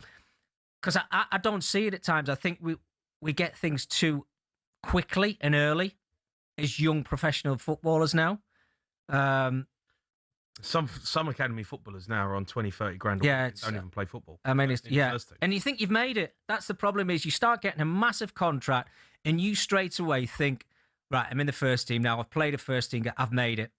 And the ones that rise to the top are the ones who go, yeah, I've made it, but I want to go to the next level. Yeah. I want to go to the level after that.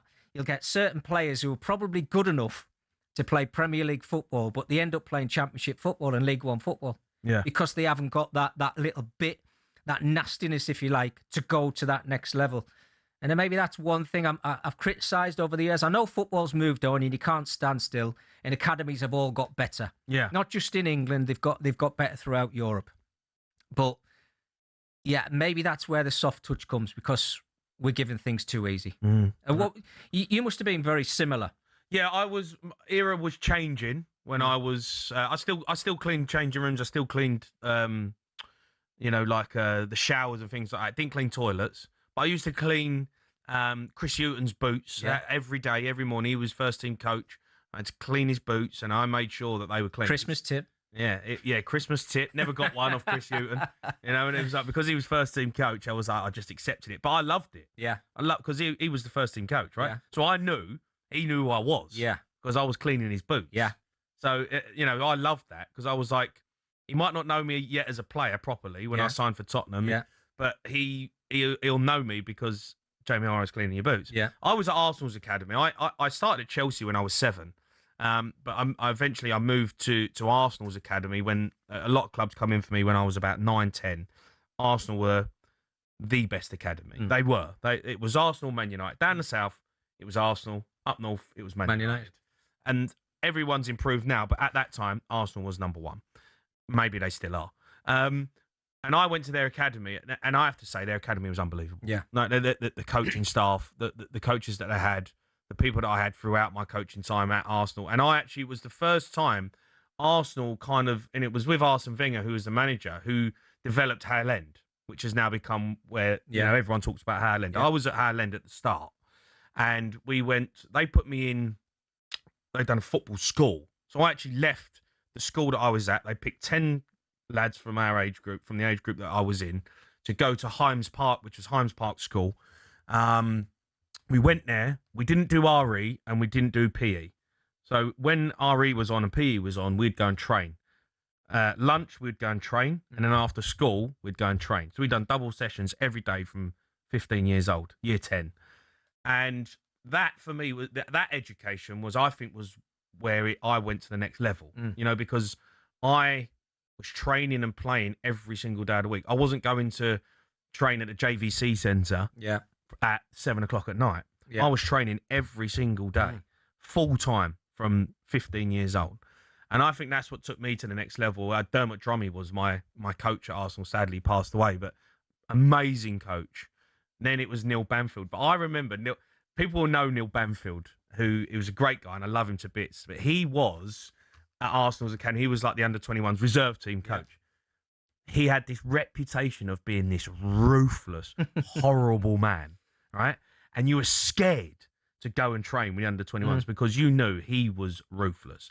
And he got players, David Bentley, the youth team players that come through the youth system at Arsenal at that time who have all, gone on to done amazing things.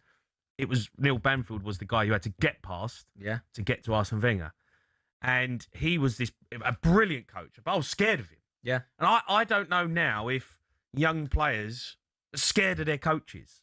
I don't know if they're scared of, I've got to make sure I'm at it. I've got to make sure I'm ready. Yeah. My training is got to be 100% every single day. Because when I get to the reserve team level at Arsenal, I've got to come up against Neil Banfield. Yeah. And I've got to prove to him that I'm good enough to take the next step. And it was like Arsenal's academy was amazing. I got to 17 and Spurs paid a few quid for me and I ended up going there. But Arsenal's academy was sensational. It really was. And when I went to Tottenham's, it wasn't as good as Arsenal's. It's become that now. Yeah. Tottenham's academy now is absolutely breathtaking. I've been there, I know coaches, and it's absolutely brilliant. But they were behind Arsenal at the time. I think from my upbringing, I look at young players now and I see some young players coming through and I'm like, you've got way too much too early. You are not mentally ready to have that edge and that bite to become a top professional footballer. Well, I mean, you're going back to coaches there and you're right. I think a coach should have that fear factor about him, that respect, oh, do I dare say this to him? Do I dare ask him? I had Eric Harrison at Man United when I was 13 years old. It was kind of the class of 92, but I didn't eventually sign for Man United. I went back and signed for Sunderland. But I saw the way Eric was. Yeah. Exactly like Sir Alex Ferguson was. Sir Alex Ferguson used to watch every single game. At Littleton Road, when we used to play on a Saturday, we used to play the A team and the B team. And one of the things, Jaden, wasn't it? Yeah, Jaden, yeah. Yeah. We turned up one day on a Saturday and Eric Harrison and Nobby Stiles was there as well. Brian Kidd, that was the kind of the coaches. And he said, right, lads, he said, turn up on Saturday. We've got a game for you. So we've all in the dressing room. We're all there. We're 14 years old. And we've seen all these big 6-foot guys with beards and everything come walking into Littleton Road training ground. And we were like, who are these fellas here? Anyway, we ended up playing this men's team. Yeah. Who absolutely kicked us from pillar to post. And it was all a learning process. The mind games of just you're out there. I think we ended up beating them about 6-0 or something like that. But it was the mentality and the mind games, even at that age, of instilling that nasty, that mean streak in you. And I mean, you just have to look at Giggsy, Beck, Scholes, Nicky Butt, the two Nevilles, what they gone on to achieve in their careers. And it was that grounding, even at that young age, which I don't think you'd see anymore now. No. I said before, football's changed, and I don't think you could do that. But that game sticks in my mind of one I can remember playing in. And I'm thinking, but that game might have prepared, if them players had had that game, which I don't think some of them would now because the game's changed so much, that game might have prepared them to play against Argentina. Yeah. Yeah, it's little things like that. I mean, look, we're talking about playing domestic football here. We just had a little brief conversation about playing for England. I mean, mine was short. Yours was short as well. But I know this has changed as well. And Gareth Southgate, I think there's a lot down to him and obviously St George's. But another thing was Lilleshall. Yeah. You remember Lilleshall? Yeah, of course I do, yeah. Sounds similar to what you were in Arsenal. Yeah. But when I turned up at England, no one knew who I was. I was playing Championship football. Myself and Kevin Phillips, we turned up. And if it wasn't for Jamie Redknapp, I think Teddy Sheringham, maybe David Seaman, 3 players that came up and introduced themselves to us, me and Kevin would have been sat on a table for 2 in the corner because it was just so cliquey and it was awful. Didn't enjoy it at all. Yeah. I mean, it was great. Obviously, you're playing for your country and everything, but I think the only freedom I got when I was away with England was actually playing the game. Yeah. No, I agree. I didn't enjoy going for. I loved playing for England and through all the age groups, 15, 16s up to 21s. I didn't enjoy being away with England. Yeah, I agree. It wasn't. I mean, that's changed, but it's changed now. Is that a mentality thing as well, though? Because I said to myself as a player when I got in the England squad, I said, you know what? I'm not bothered if you want to be my mates. I want to actually just prove to you that I'm good enough to play for my country. Yeah. And maybe you had the same thought process, but yeah, is that there now? You know, do I want to prove to my teammates I deserve to be in this England squad? All right, you can have your say on that. We're going to take calls on it after 503 717 223344.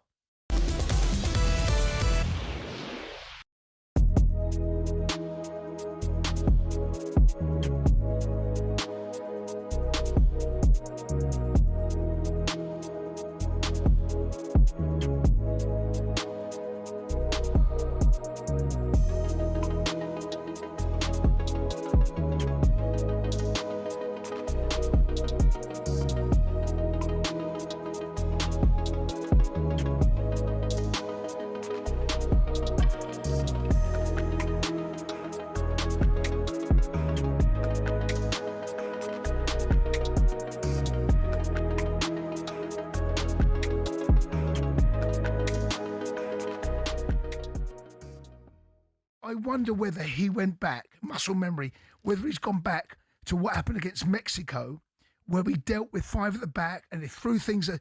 But this ain't Mexico. There's 20 minutes left. It's 20 minutes of normal time, Jace. It's more than that. And we had a man sent off against Mexico. You could almost accept it. I know. You're playing against Argentina. Yeah. You can't sit off for 25 minutes against Argentina. He absolutely bottled it. Thomas Tuchel's cost us the World Cup. He cost us the World Cup. We're 1-0 up.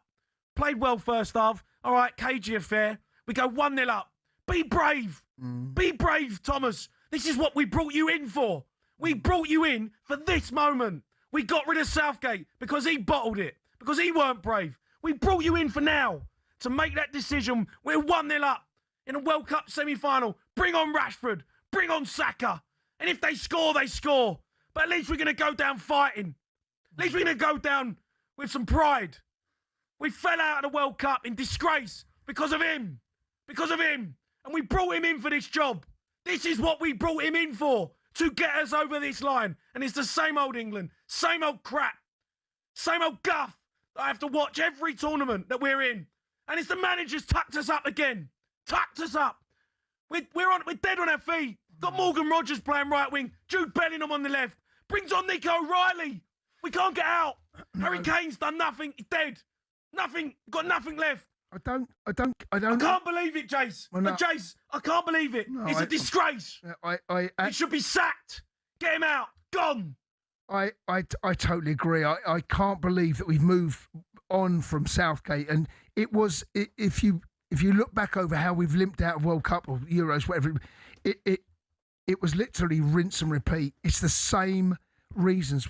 It was cowardice.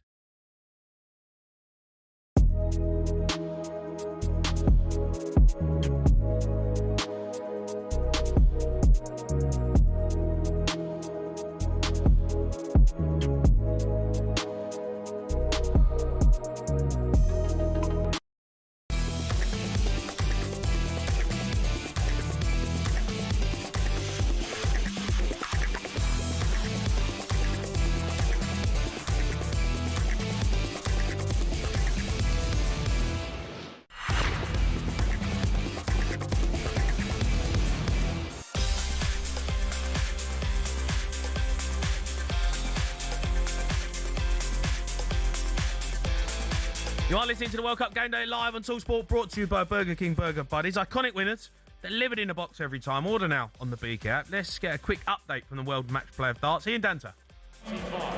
Well, Johnny Clayton, the number 5 seed, is just 2 legs away from getting through to round 2. He is 8-3 up on the Aussie Damon Heta in a race to 10. Damon Heta just missing a chance to take out a 170 checkout.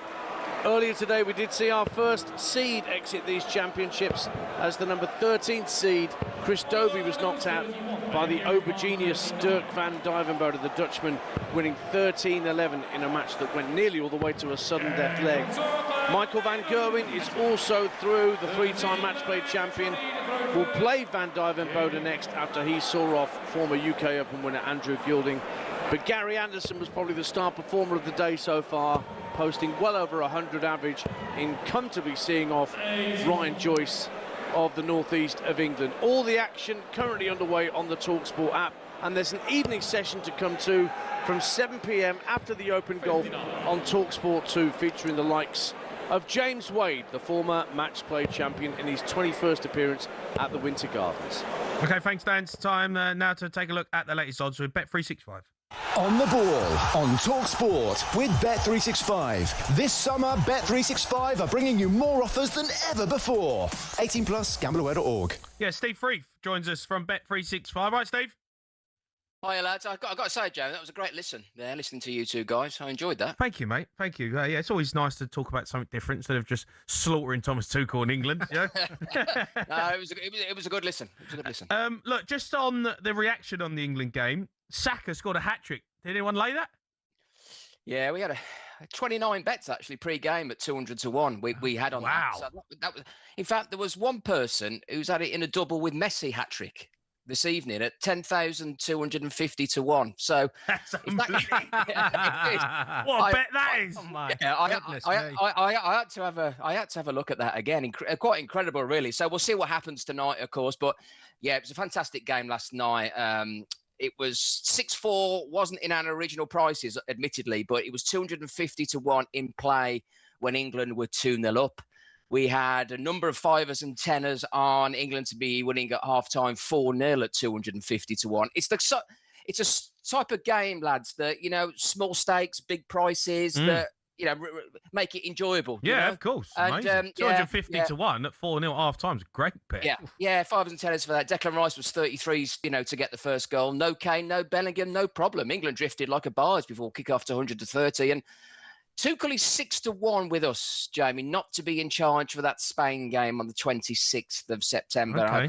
I presume it will die down a little bit and he will be in charge, but let's see. Yeah, maybe Pep Guardiola. What's his odds being the manager? He would be favourite for me without doubt, but surely he's going to get his feet up. I suppose you could flip it around and argue, well, international football, you probably can get your feet up, but it seems to me that he needs a recharge. But if you're in the FA, you're going all out, aren't you, to get Pep Guardiola? No doubt about it. Let's talk about the World Cup final. What we're looking at, what the price is. Yeah, I mean, these are two sides that just rarely lose. They don't know what it's like to lose, do they? And Spain are the favourites to lift the trophy at 4-6, with Argentina at 13-10. We are expecting a low-scoring final. Admittedly, the last two finals haven't been low-scoring. They've had loads of goals, but we're only 2 to 1 for none or just one goal being scored. And we saw Spain completely nullify France last time out, didn't we? Let's see what Messi's got left in the locker. Argentina are 17-2 to win again on penalties. Yeah, and also in the World Cup final, Steve, as well. What have we got for World Cup goal scorers in the final? Yeah, Messi, of course, Micky. He's 5 to 1 to score first, 11-2 to score from outside the box, and 50 to 1 for a hat-trick. Lamine Yamal is 15-2 to score first and 17-2 to score from outside the box. Now, the tag team of Big Daddy and not-so-giant haystacks, Romero and Lisandro Martinez, were both booked in the semi-final. They're 12 to 1 to both be booked this evening in the final. And just on the Ballon d'Or as well, there's been talk of Messi actually getting his hands on it, even though he's not playing in Europe. No, I think we've done our money here, James, to be honest with you. We were 50 to 1 at the start. I just kind of put him in at 50, just as a throwaway price. Him and Ronaldo were just, they can't win it. I know Messi's won it 8 times, but he can't win it. What has he got left? Quite a lot, actually, Steve. Yeah, well done. So I think we've done our money. Ronaldo's drifted to 200 to 1. Messi's into evens. I think that sums up the pair of their World Cups, doesn't it, lads? Yeah, I think if he wins the World Cup, Messi again, I think he's definitely going to win it. He has to be. I mean, all the journalists that vote, I think it's 100 journalists, isn't it, that vote for it from all over the world.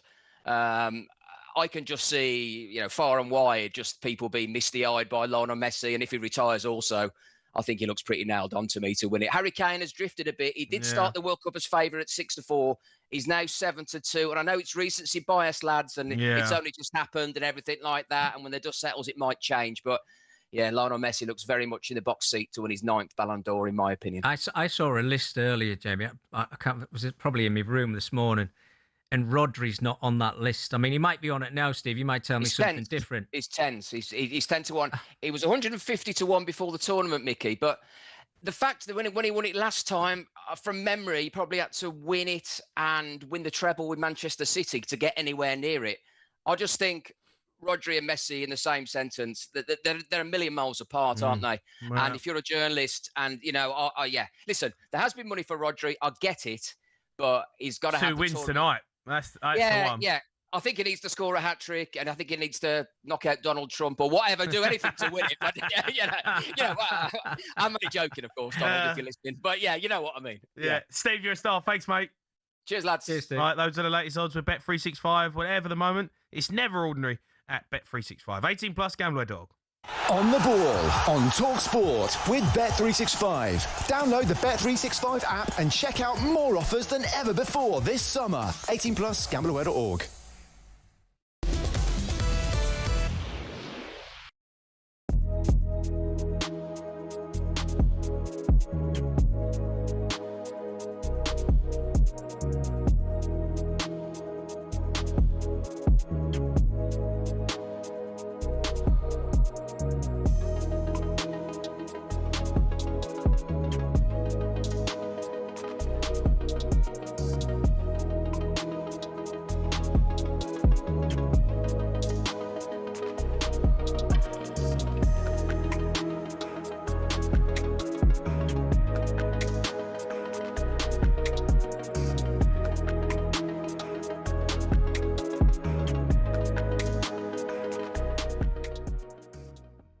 Now, we get the inevitable fallout after a World Cup, and there are reports that one or two of the England players were very surprised that we went ultra defensive in that closing stage of the game. And we were saying earlier on to Stan Collymore that there's a lot of making up to be done by Thomas Tuchel. A lot of people now would have lost trust and belief maybe in his methods, and that would include fans, it would include media, and he's going to have a very prickly time with the media, I guess, over the next 2 years, and maybe some of the players as well, Adrian. Yeah, I would agree with that. I think he's it's a big moment in his England career. Everything had been okay and judgment had been on hold, but judgment was always going to come with what happened at this World Cup, because he was brought in to win the World Cup. And there's no shame in losing to the reigning champions, Argentina, who've still got a player like Messi, who is the best we'll ever see in our lifetime. But it's the manner in which you lose that game, and that manner was not acceptable. Since then, he's come out and basically said, oh, it's the player's fault, not mine. That's how it could be interpreted. And I think that's not going to go down very well. Certainly doesn't go down well with me, because he's been in the job long enough now, and he should have studied it in remember the 6 months he had off before taking the job? Well, in that time, he should have studied the England DNA. We all know about the England DNA. Yeah. Your job, mate, is to come in and change that DNA. And if you can't do it, then off you pop, because you're not welcome. You've got nothing to offer us if you can't change that DNA. And actually, the last couple of games, Norway and Mexico, he's been adhering to that DNA, playing up to that DNA. So if he needed something different, he should have already done something about it in meeting rooms, classrooms, on a training pitch. He's had enough time at this World Cup to really work hard with these players.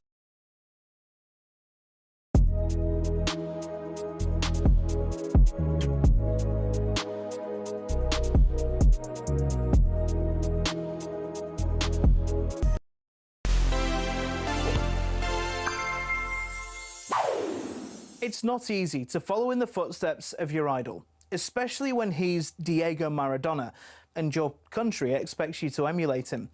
That was the burden Lionel Messi would carry on his remarkable World Cup journey. In 2006, a baby-faced 18-year-old Messi scored on his tournament debut in a 6-0 rout of Serbia and Montenegro, but Argentina would be knocked out by Germany. By 2010, Messi was the best player in the world and under pressure to inherit Maradona's crown. But again, it didn't go all that well. He didn't score a single goal, and for the second tournament in a row, Argentina would be knocked out in the quarter-finals by Germany. A year later, Messi was made permanent captain of his country, and the pressure ramped up further. Their last major honour had been the 1993 Copa America. Anticipation was off the scale in 2014, which was surely their year, right? Argentina battled to the final, but who was waiting for them?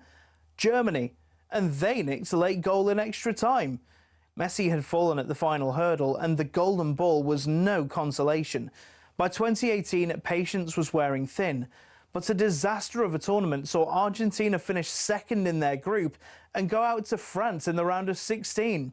This was never going to happen for Messi, But hope began to return. Messi lifted the Copa America in 2021, so going into 2022, the tension in Argentina was palpable. Messi and his team scraped through the groups and then got past Australia, the Netherlands and Croatia. France and this guy awaited in the final, and it was one of the great World Cup spectacles. Messi scored 2 as the game went the full distance, but when Argentina's winning penalty went in, Messi didn't run. He sank to his knees. All that waiting, the trials, the pressure, the anguish, he'd done it. 36 years after Maradona became Argentina's forever hero, Messi finally had fulfilled his destiny.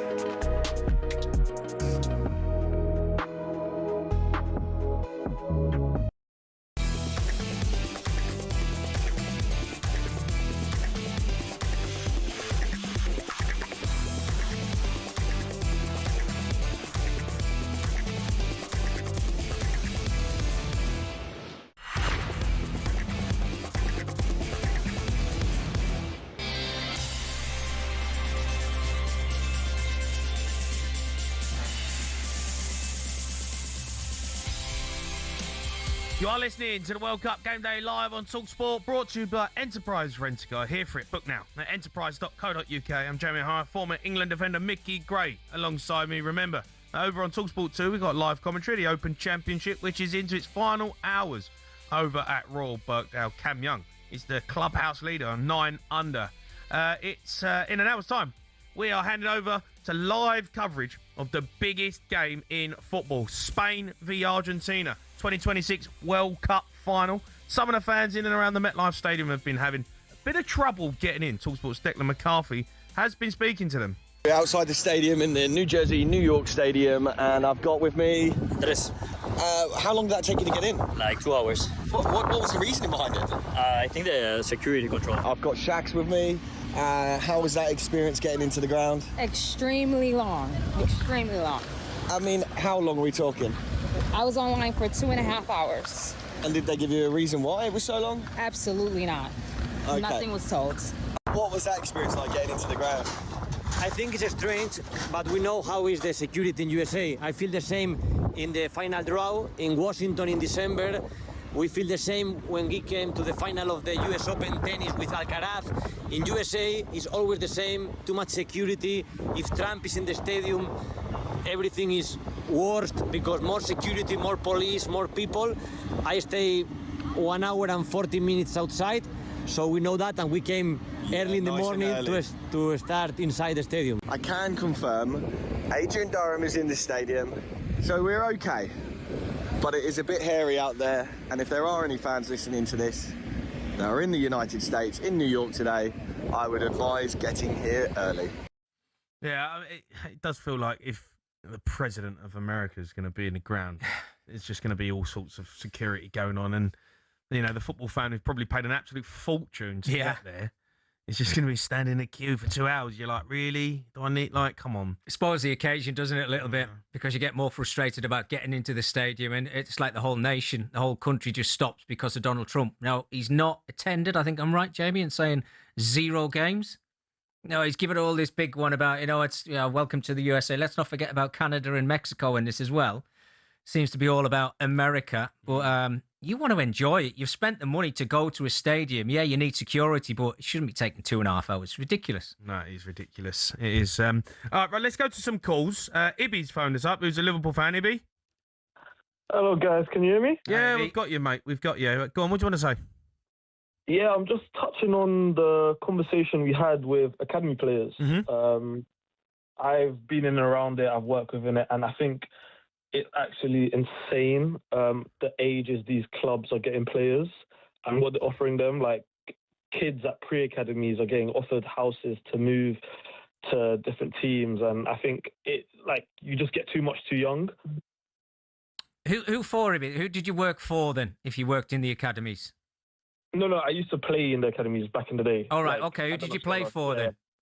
I was at Cambridge. Right. I don't think you'd have been offered a house in Cambridge, then, would you, when you signed for an academy? Not me. I've just seen it. I've just seen like top academies offering club players houses and parents' jobs, and I just think it's too much. I think it's what you get at the top table now, isn't it? Because, what's the difference from signing for Arsenal, signing for Tottenham, Man United, Man City, let's, for instance, just, throw those clubs at you there. They're all after the same younger players, Jamie, and I think the difference from signing for, let's say, a Man United or an Arsenal, we're talking south and north here. That might actually happen. The parents, all right, we need your player, but for you bringing your player to our club and not to Arsenal, for instance, let's say that. What about if we put your family in a house? Now, if they're coming from Europe or South America or somewhere like that, and your parents get offered a house, my goodness, it's a massive difference to where they might have been living when they were brought up, and it's game changing now. Yeah. Families are involved a lot more than what they used to be. Put it that way. And the thing is if that player becomes Bukayo Saka at Arsenal, that house is a good investment. No, absolutely. Yeah. I mean, if somebody says to you, "There's a 250 grand house," your parents are going, "You're signing for Arsenal." Yeah, do you know what I mean? It's like. But there's so many different $200 ways. million player. Absolutely. But there's so many different ways of them doing it now. You mentioned it before about, players are signing for clubs, and they might have signed an academy contract, but at the end of that academy contract, there's a guarantee at the end of that contract of you then you're on 30 grand a week. As soon as you sign your 17, or you turn 17, you're on 30 grand a week. And they haven't even done anything in the game yet. Right. And I think that's where we've been lost in like the last 15 to 20 years. Yeah, no, I agree. Let's go to Jamie. He's a Man United fan. All right, Jamie? How you doing, Jamie? And are you both doing all right? Yeah, good, Jamie. Yeah, thanks for coming on. What do you want to say? Just going back to the conversation you had with the guy from La Masia, I just think there's not enough nuance when it comes to these things, and I think there's too much ignorance, and I'll just explain. So there's either you've got to have the win at all cost mentality, or you've got to have the people that are saying you've got to take part, and there's not enough nuance, and I think there's a bit in between, because your job as a coach is to improve players, but also teach them how to win, and one should feed into the other. So when you're improving the player, you're also teaching them how to win and different ways of winning. And my personal experience with the FA, because it's 2014, I had a meeting with somebody on the board of the FA, so I had certain ideas. That guy was a good guy, but he didn't offer me enough. And then when I talk to other coaches within the FA, I want to talk about the national FA, not the local regional FA, it's the national FA. It just seems like there's a lot, not that personal guy from the board, but there's a lot of people with too much arrogance and ignorance. And I think sometimes people can get proud and think a lot about themselves without actually looking into things properly. But there's a lot of things I want to say about this. But basically, there's not enough nuance, and it's not just a win at all cost mentality or just taking part. And you could structure things, the environment, so that when you try to win, you can focus on certain aspects. If you look at boxing, when they look at sport, like you can have different types of sparring in boxing. You could have different intensity levels, different types of opponent, different parts of the body that you want to hit. And when it comes to football, there isn't that. And it's sort of, it's ignorance. You get, it's win at all costs, or it's not that. It's just, it's just taking part. And that's what I wanted to say. There's not enough nuance. All right. And there's too much ignorance. And so I want to say one more thing. Go on. If somebody, for example, if you're Lewis Hamilton, doesn't matter how good you are as his driver, you're never going to get to the destination because you're going in the wrong direction. So no matter how good you are, you're never going to get to the right destination if you're going in the wrong way. No matter how good you are. So I think they're going in the wrong direction. I think it's really difficult sometimes, Jamie. You know, we talked about boxing and Lewis Hamilton there, individual sports. I think individual sports. I mean, we've got a big screen in front of us now with the golf one. Yeah. That's an individual sport. I think it's a group sport. You mentioned arrogance there. I don't know if I agree with our English coaches. I don't think they've got arrogance. No. I'm not sure what the word is that we've got, but you can only work with the players that are put in front of you, but you can improve them.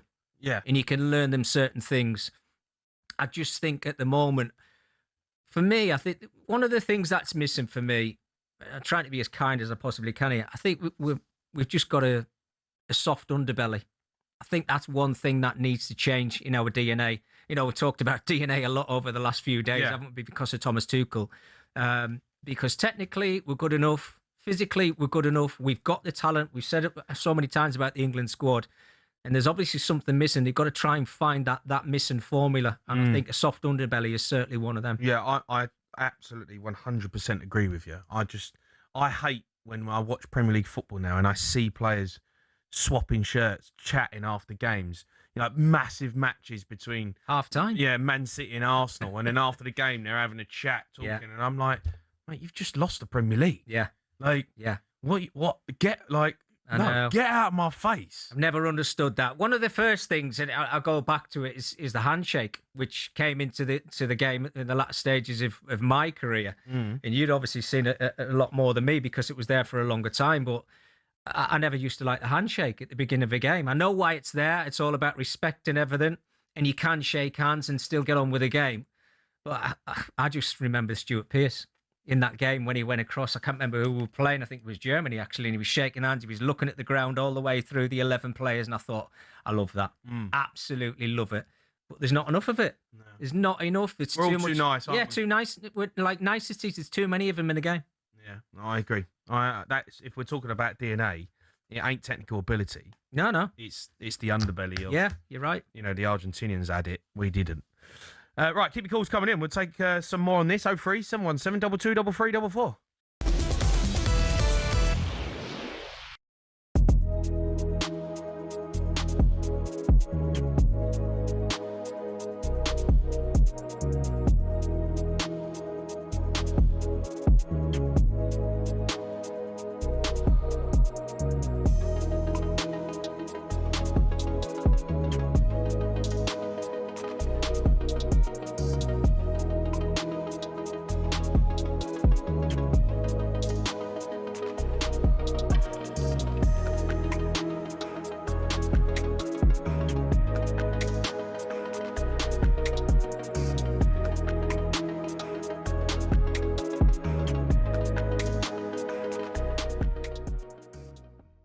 Up until 72 minutes, we were going to get into the World Cup. Crap.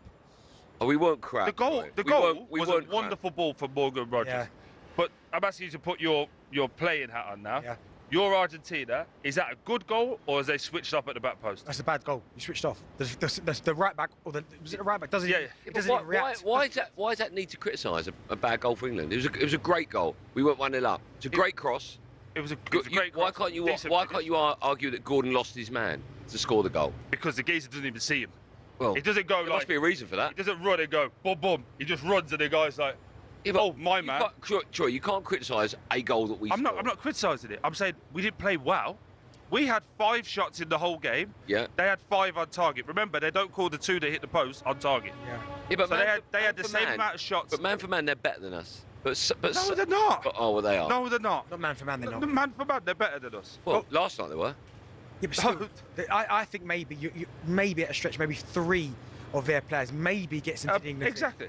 And they're not man for man better than us. What they can do better, and well, this is why I thought Messi's greatness yesterday really showed. Yeah. Because you know when they were 1-0 down, there was 40 minutes left, he went, give me the ball.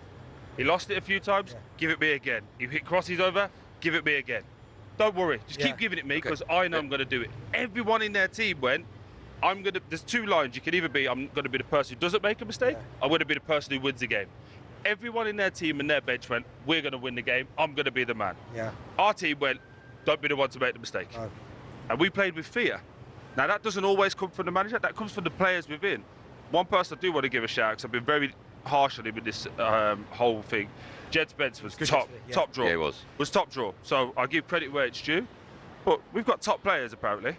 Where were they?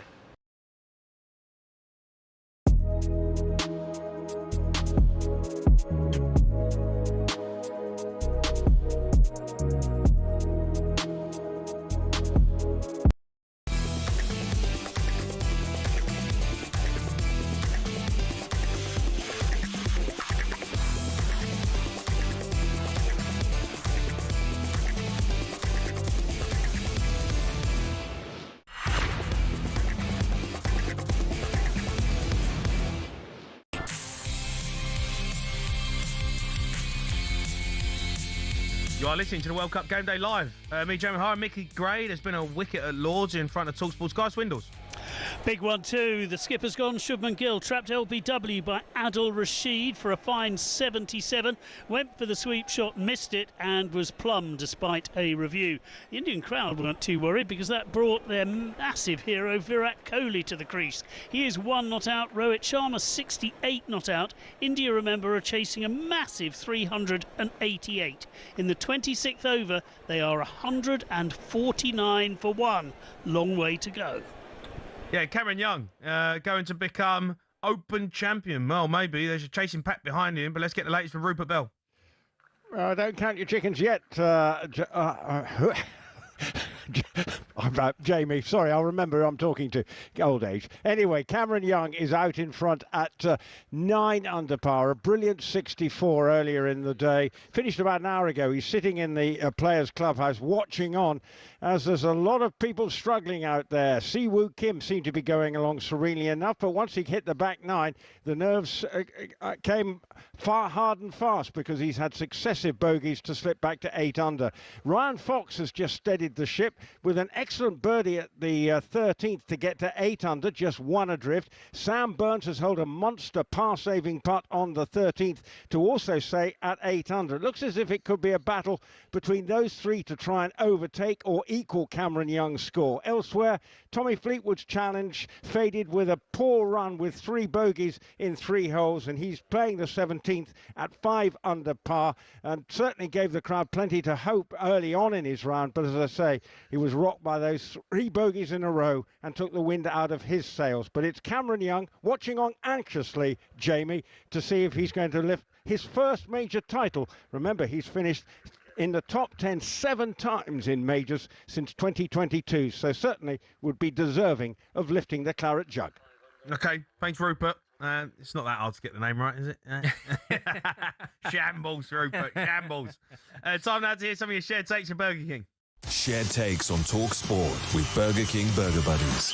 Total tournament satisfaction delivered by the experts. Order now on the BK app. Right, let's go back to some calls. I'll start with Mark. He's a Man United fan. All right, Mark? Hey, Mark. Hi. Hello. How are you, Mark? Go on, what do you want to talk about? So my point is, everyone who's saying about Thomas Tuchel was brought in for England to win, I think they're missing the point. I think that is the problem, is that trying to win is papering over the cracks all the time. So we win being defensive in the quarterfinals. It's just papering over the cracks.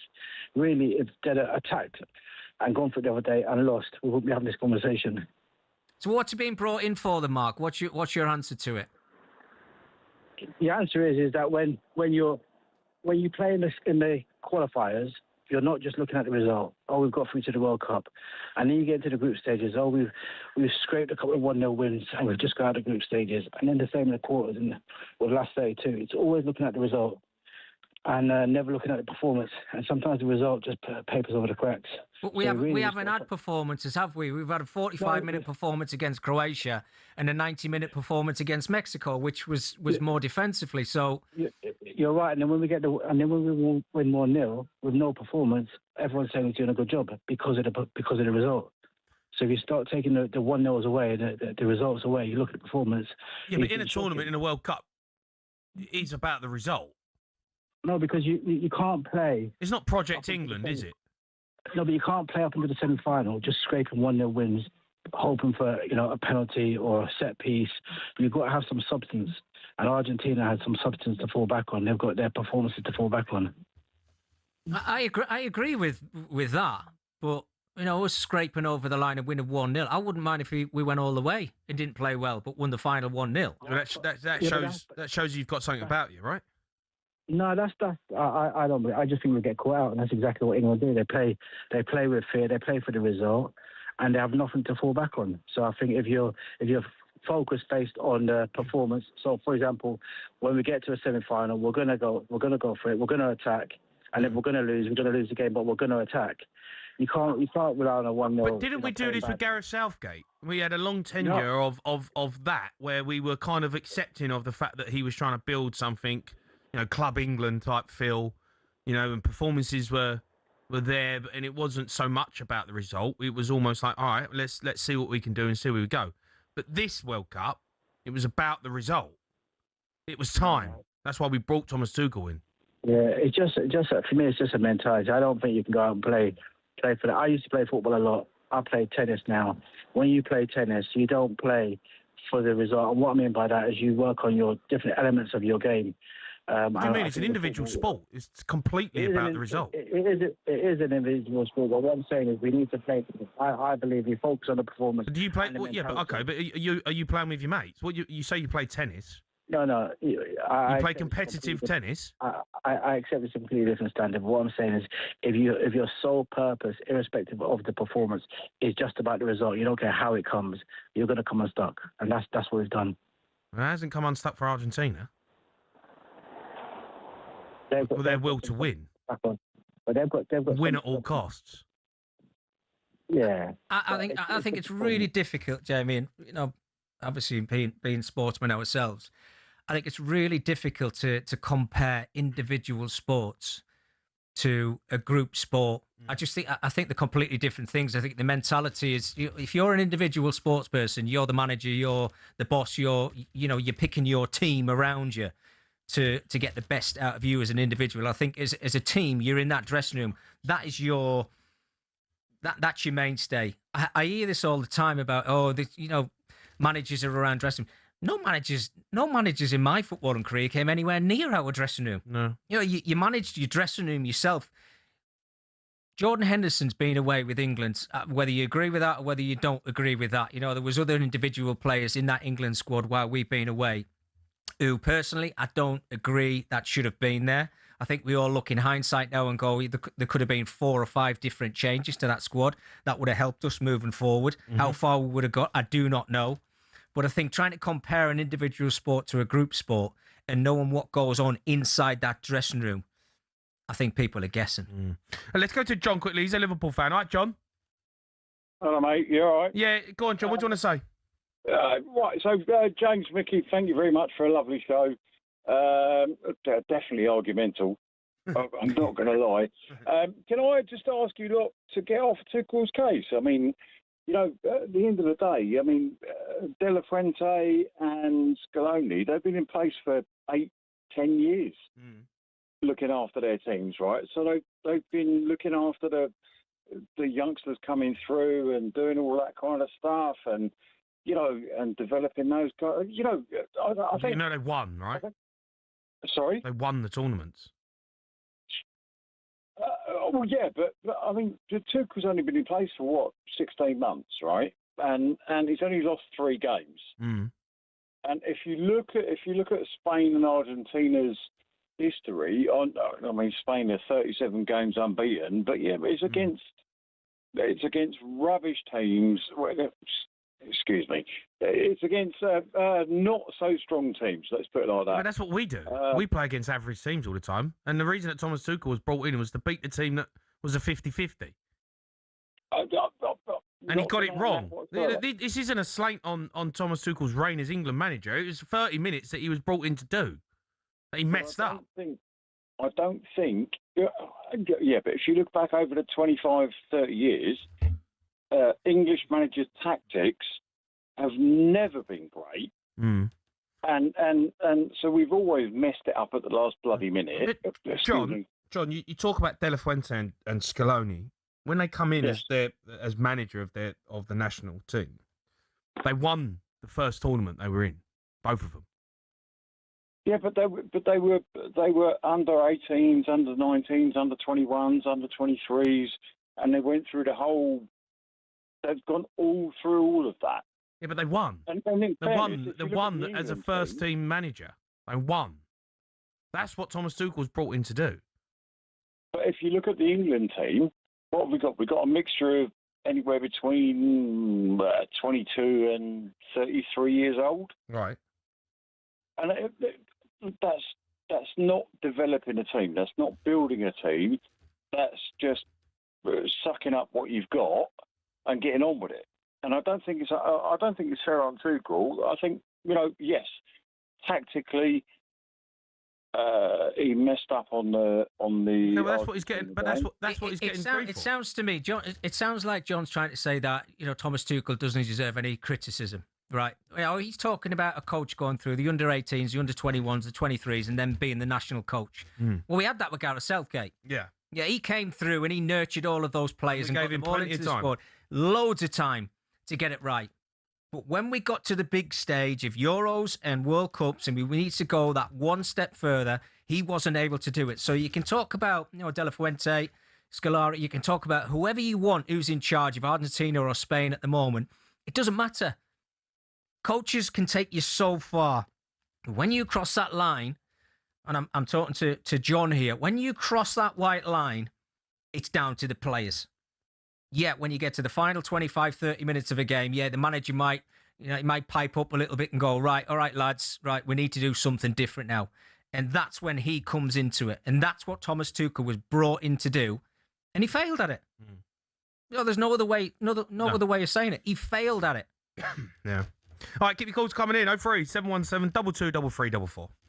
Shared takes on talkSPORT with Burger King Burger Buddies. Iconic winners delivered in the box every time. Order now on the BK app.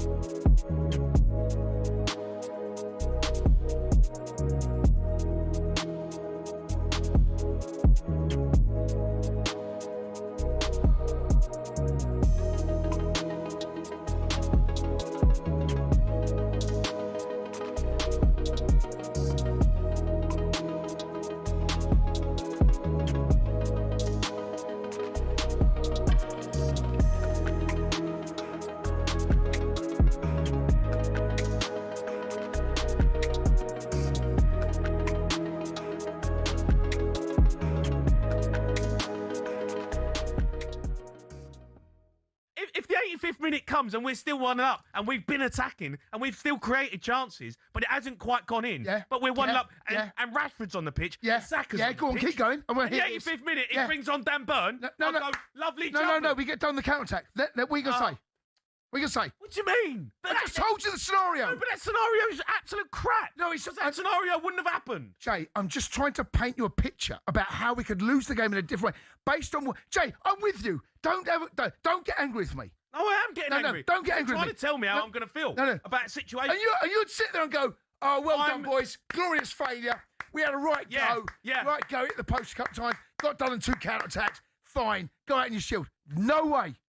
No way you'd sit there and say that. I would have sat there and I would have accepted it I don't because I believe watched 4 bloody tournaments. I don't believe you. Of England. I don't believe doing you. exactly what we did last night. I don't believe you. And if we'd gone out with Rashford and Saka on the pitch. I don't believe you. And still trying to attack, and we get done. Do you know what then we'd we be sitting get there? done. Do you know what we'd be sitting there now? We'd be saying, how can Thomas Tuchel allow us to get done on the counter-attack twice, 85th and 92nd minute? How can that happen? Right. You'll be saying the same thing, and it'll be a different conversation based on what the evidence is in front of you. You would.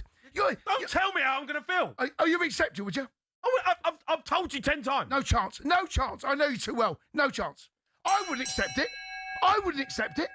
I'd be saying, why has he not got 5 at the back? Why is he not? He's 85th minute on the counter-attack. Listen, we agree. I'm just trying to... No, you're not agreeing. You're not agreeing. No, you're not agreeing. No, I am... No, you're trying to wind me up. No, I'm not. Jay, 100% I'm agreeing with you. Jay, 100% I'm agreeing with you. You're not agreeing with me. You're not agreeing with me.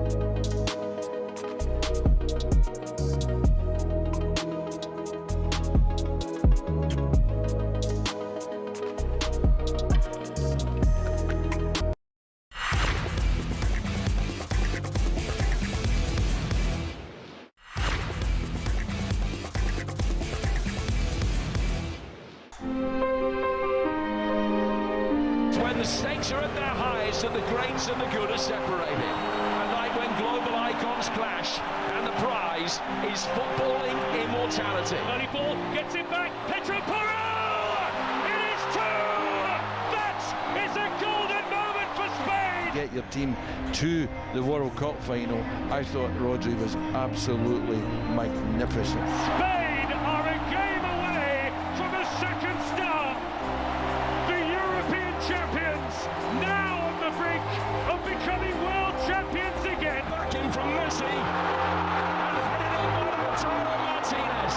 Argentina just got in the car and smashed straight through the wonder wall, didn't they? When the Argentinian players were singing the anthem, you could see how much they wanted to win that game. That's probably the best game Argentina played in this World Cup. Nobody's retained the trophy since 1962. Argentina stand on the brink of history. Yeah, you are listening to World Cup Game Day Live. Me, Jamie Hara, and Micky Gray. 6 p.m. talkSPORT's coverage of the World Cup final begins. Adrian Durham and our top team out in New Jersey for the biggest game in football. They like to say the GOAT. Adrian Durham joins us now from inside the stadium. Right, Aid? Jamie, Micky, what a pleasure to talk to you. What a day, what a game in store. This is just sensational. Boiling hot day, sun beating down, no shelter from the sun. I've got one of those beekeeper hats on, so I'm okay, but I'm just looking forward to the football. We've got some goats on. Oh. Aid? Have we... Oh, don't tell me we've lost Adrian Durham. He's in the ground. It's World Cup final day, and we can't get hold of him. What's happened? We'll come back to him. Let us know when we've got Adrian back. Is he there? Do we know? He's got him. I'm here. Sorry, Aid. We totally lost you there. But look, Aid, before we talk about the game, let's talk about the chaos that's going on in and around the ground. What's it been like?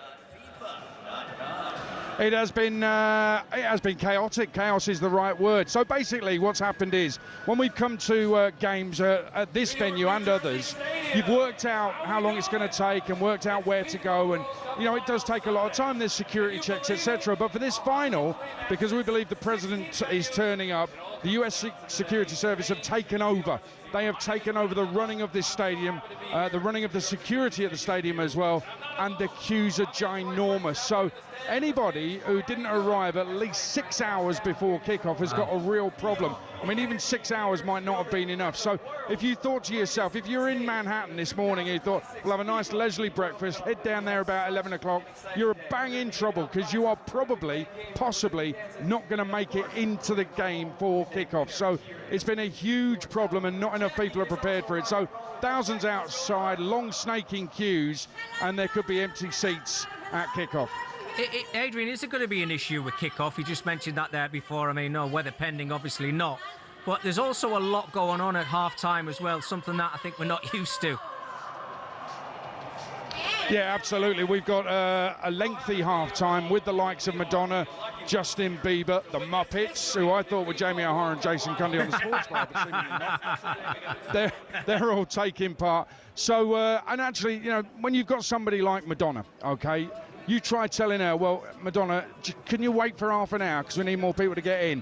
I don't think that would go down too well. So there's so much going on, pre-match as well as at half-time as well. And it's all so well timed, perfectly timed to the second. You've got Tom Cruise speaking on the pitch before kickoff. So it has to be perfectly timed. So anything that might put that out represents a big problem. Not impossible that they might delay kickoff, but I doubt it very much. Hey, you said a lengthy half-time stuff. I know there's obviously performances. Is it still only going to be 15-minute break, though? No, the half-time sequence starts 7 minutes after the half-time whistle is blown, and it's scheduled to last for 11.5 minutes. So it's going to be a longer half, as we understand it, I mean, this is what we've been told, it's going to be a longer half-time than normal, just to get all of it in there. I mean, there's so much going on at half-time, you wouldn't believe it. It's absolutely crazy. This is turned into the Super Bowl. Yeah, a little bit. There's a little bit of that, but there's like what they call 6 chapters. So you've got 6 artists, whether it be there's a symphony orchestra that's performing some music. You've got the likes of Madonna and Justin Bieber. Chris Martin is here from Coldplay. There's a lot of acts at half-time, and they're all going in sequence, and everything's got to run smoothly. Any little hitch or issue is going to take even longer, but it is, as I understand it, this is what we're led to believe, it's going to be a longer half-time stretch than normal. Adrian, I've just seen a picture of you, by the way, and you're looking probably as good as I've seen you, to be honest with you. But, that's because everything's covered up. To the final itself, Adrian, is this the final that you expected to see? And I'm talking about the semi-finals here, because we should be in it. I'm with you on that. It still hurts. I mean, even yesterday's stunning game hasn't papered over what went on in Atlanta on Wednesday night. It still hurts too much. It's still too raw. And I've been listening to what you've been saying, and you're right, he's got it absolutely wrong. And I just wish he'd hold his hands up and say, you know what, we should have just gone for it. Because that's what we wanted. We don't mind. If we go for it and go out, we haven't got a problem. If we try and defend against Messi and lose, I mean, it's just, it's the most stupid thing. He's meant to be an elite coach. Come on, show us how elite you are. He got it badly wrong, and I don't like the fact he's doubling down and trying to make us sound like idiots. You know, he really needs to hold his hands up here and take some responsibility for it. But you're right, 1-0 up that late in the game. He should be elite enough to see that through. England should be here, but they're not. No. And the reality is Argentina have got themselves the greatest player in the world. They've made it here. It's Messi against Yamal. I mean, there's a generation difference between the two of them, but what a matchup it's going to be. Yeah, look, just on that then, how do we see this one playing out? I've got Spain as winners, but Argentina, there's no way they're not going to have a say in it. Jamie, I've got Spain in the sweep, so I want Spain to win it. Absolutely, I'm one of 2 left standing in the talkSPORT sweep, so I'm all for Spain today, absolutely.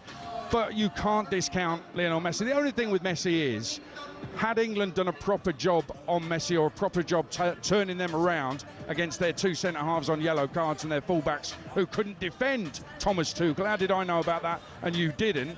Then I don't think Messi would have been able to orchestrate that turnaround and the victory in the semi-final. And Spain aren't going to give him the kind of freedom we gave him. They're not that stupid. So, you know, this is a defensive unit, Spain. They're not the greatest to watch. When their attacking players get the ball, yeah, there's a bit of joy to be had watching them. But, you know, this isn't free-flowing Spanish football. What we're looking at here is a really strong defensive side that can pass the ball out of defence fine, but they've got a goalkeeper.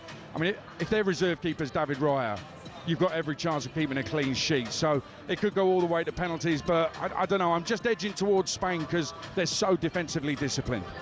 Adrian, the 2 sides that obviously they're playing in the World Cup final tonight in Spain and Argentina, are we actually going to get to the finish line of this World Cup and say the best side have picked up the World Cup, or have we already seen them go out of the tournament? Yeah, you're talking about France, and I understand what you're saying, but there were so many kind of relatively straightforward games for certain teams early in the tournament. You look at Argentina's run up until the semi-final, it's ridiculous, really. That's the kind of run you need. I mean, people talk about Southgate getting the luck of the draw in tournaments. Wow, Argentina have definitely had it at this tournament. So, I mean, what can you read into that? If you're just looking at the way they play, regardless of the opposition, then France have entertained us and impressed us more than anybody else. So, no, you can't categorically say it's the two best teams in the world, but that's the nature of cup competitions, isn't it? Yeah, absolutely. Aid, look, we can't wait for it. It's going to be a great night on talkSPORT. Hopefully you get to see some decent football, and don't burn yourself, mate. I know it's hot. There's no part of my skin that is not covered up, so I think I'm going to be fine. Right. Adrian Durham there. We look forward to it. It is coming up, the World Cup final, straight after us from 6. The boys are in New Jersey. They're in the stadium, and they're ready to go. We're going to continue our show for another 15 minutes. That was a little chat with Enterprise Rent-A-Car. Here for it. Book now at enterprise.co.uk.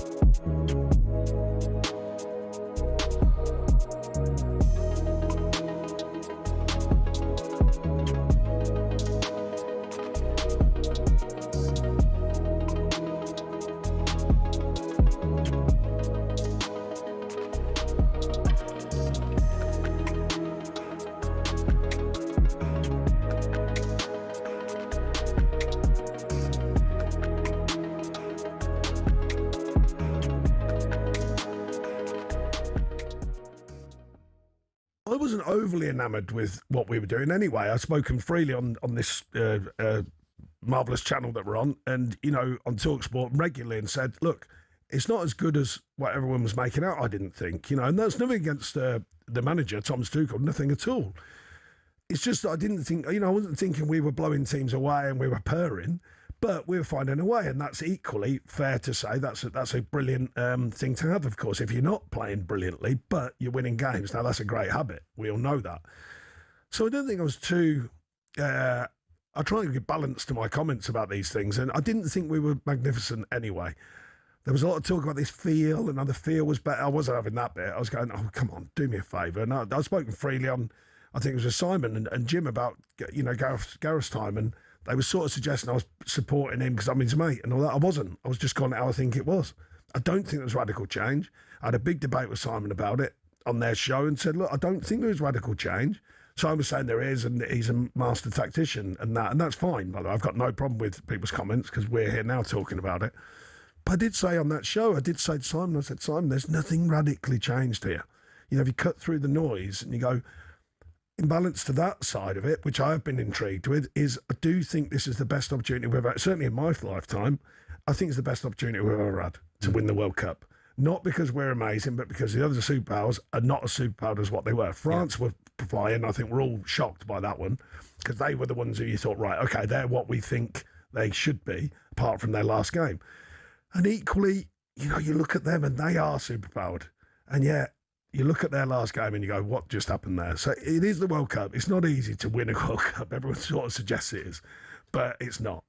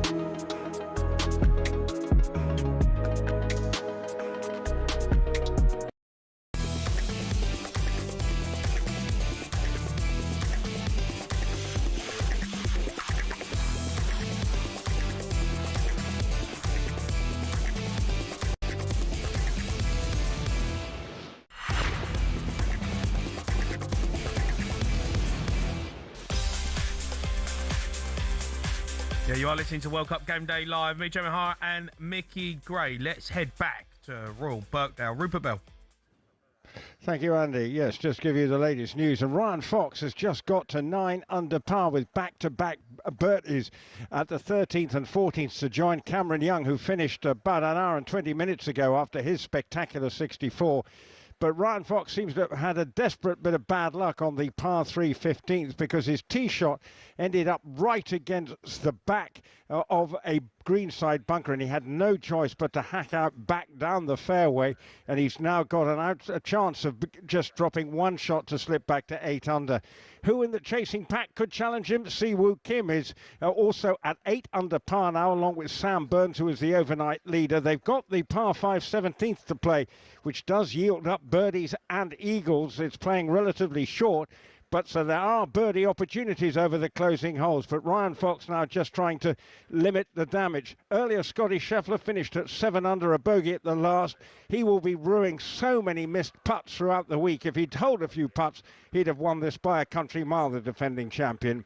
A bit of good news for Tommy Fleetwood. Looks as if he's on course for a top 10 finish. A birdie at the 17th has moved him into 6 under, which is in a tie for 7th. At the moment, Cameron Young at the top of the leaderboard, along with Ryan Fox at 9 under par.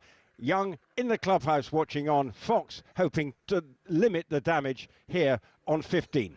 Okay, thanks, Rupert. Live commentary continues over on talkSPORT 2. Reminder, Kimi Antonelli won the Belgian Grand Prix earlier, extending his championship lead, and the same for his team, Mercedes. Look, as we come to the end of the show, it's going to be the last show that we do at the World Cup. Mm-hmm. How have you found the World Cup? You enjoyed it? Yeah, I have enjoyed it, yeah. I was a bit, I think, along with a lot of people, maybe questioning to having 48 teams there. I thought that worked. I thought in the group stages there was some really good surprises. You know, DR Congo being one of them. Curaçao was another one. Yeah. You know, just some of the individual performances. Cape Verde. Yeah, there's another one as well. So, yeah, there was some nice surprises. I think it worked to a certain point. What have I not liked? I haven't liked it being so massive. Do you know, like Qatar World Cup, I loved because it was like close. Everything was, you know, right in amongst it. There was a fan zone feel. You know, everyone was there. But this one has feel like it's been all over the place. Like, where are we? You know, like some of the guys that talkSPORT in New York, the game's in Miami. Yeah. You know, like, and then you're at the Azteca. You know, like, and don't get me wrong, and the stadiums and the iconic moments we've seen, it looks great, but it feels like it's been quite vast. Yeah, yeah. I don't know if our Americans have felt about that. Well, probably frustrated along with everybody. I mean, we've just talked about how frustrating it is for the supporters to actually get into the World Cup final. Yeah. We heard from fans say that it was 2.5 hours. I think there was a few things that rubbed me up the wrong way. The Infantino with Donald Trump was Balogun, I think, wasn't it? Yeah. Being able to play in that game after the red card, whether you think it was a red card or not, rules or laws are there, you know, and you've got to stand by them. I think it kind of made a little bit of a mockery for the USA. When that's a nation who were trying to promote football and make it better over the coming years. And then how can we have this conversation without bringing up Thomas Tuchel in that semi-final? It baffles me. We just heard from Adrian, and I think we've had a lot of phone calls today as well. People, you know, so frustrated with what he hasn't brought to this England team, what he was supposed to bring. But goals, I think the surprise of Messi still being able to do it at his age, maybe scoring the best goal of the tournament against Egypt, the little half volley and the fire into the roof of the net, albeit Jude Bellingham might have a say about that. I think Jude Bellingham's been the star of the tournament. Oh, for England, there's no doubt. I think overall, I really do. Oh, really? Well, yeah, I think, look, you look at Spain and you go, Rodri's been excellent. He's had but he hasn't been what Jude Bellingham has been. And look, we talk about Messi, and yeah, I get it. Messi is going to have a huge say in this. But what Jude Bellingham has done in this tournament for England, I think, has just been absolutely sensational. I think he should get player of the tournament. I really do. He has to be in the conversation. without a doubt, he has to be in the conversation. But I actually think that'll come from this game, Jeremy. I think that's just like the way that the World Cup works. I think you've got to be in the final to be the player of the tournament, which is probably why they're looking at Rodri and maybe. I don't think Yamal's quite done it yet. You know, No. I think it'll certainly come in future years. But Messi is another one as well, which I think will please everybody. But you're completely right. I think Jude Bellingham's been an absolute sensation. Silence the doubters. You know, was it him or Morgan Rogers? Well, Yeah. God, do you remember we was having that? And we all had it. We all had that conversation. You know, it was huge question marks over, you know, Jude Bellingham. Does he start? Does he come from off the bench? Is he fit? Is he the guy? Does Thomas Tuchel like him? I mean, boy, he has answered everyone, right? He is now the future of England. Yeah. Everything is about what can we do to make Jude Bellingham star. Well, for England to succeed, and you normally hang on to your best player, and he is our best player moving forward. You have got to build things around Jude Bellingham, whether he's playing as a striker, whether he's playing as a number 10, or whether he's playing as in a certain midfield role. I think that is the way forward for England if we are going to be successful. In terms of the future of other players, do you think it's the last tournament for a certain few? Do you think there's been players who, in this one, will go, nah, never again? Well, I think there has to be. Age has to come into it. I think there's some open wounds with certain individual players who've had the opportunities in Euros, previous World Cups, this World Cup.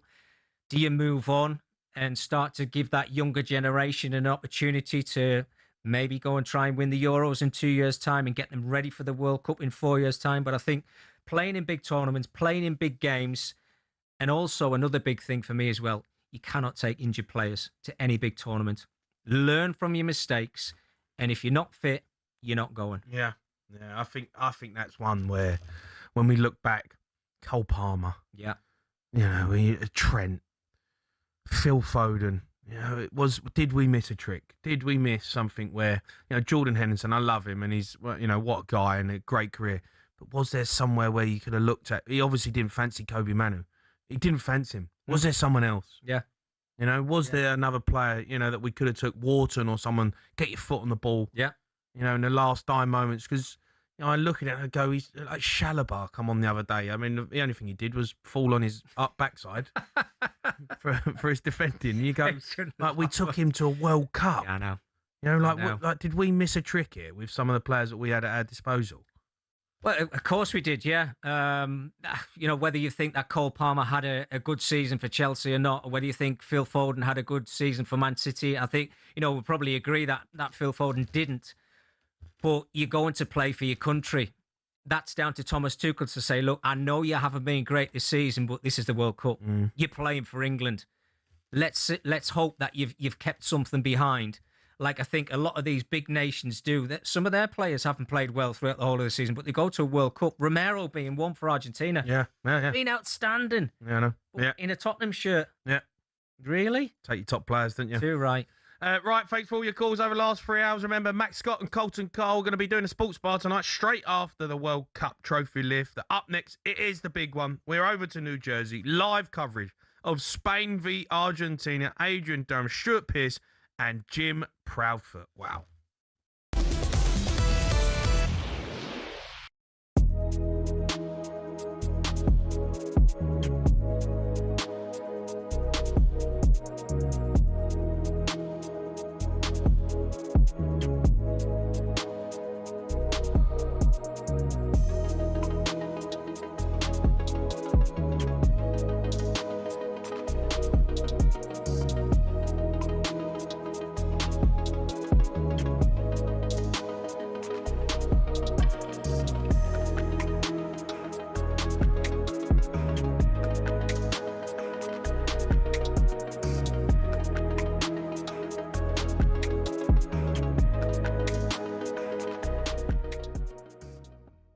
It's 25 minutes. You're playing against Argentina. And you've just gone, here. There you go. I'm go so on, just attack disappointed. us. Attack v defence. Do you know what, Jay? I can't believe I'm having this conversation about Tuchel. I cannot believe I'm having this conversation. Sack him. Sack him. It's just rinse and repeat as England. And I don't know whether he looked back on that Mexico game and got drawn into how comfortable with Felt. No, Jay, I'm not giving you an answer. I'm trying to find a reason. I'm trying to get into his head. I don't know the answer, Jay. Any more than you. Jay. I'm trying to find a reason. But why bring up? Why put Bellingham on the left? Jay, I don't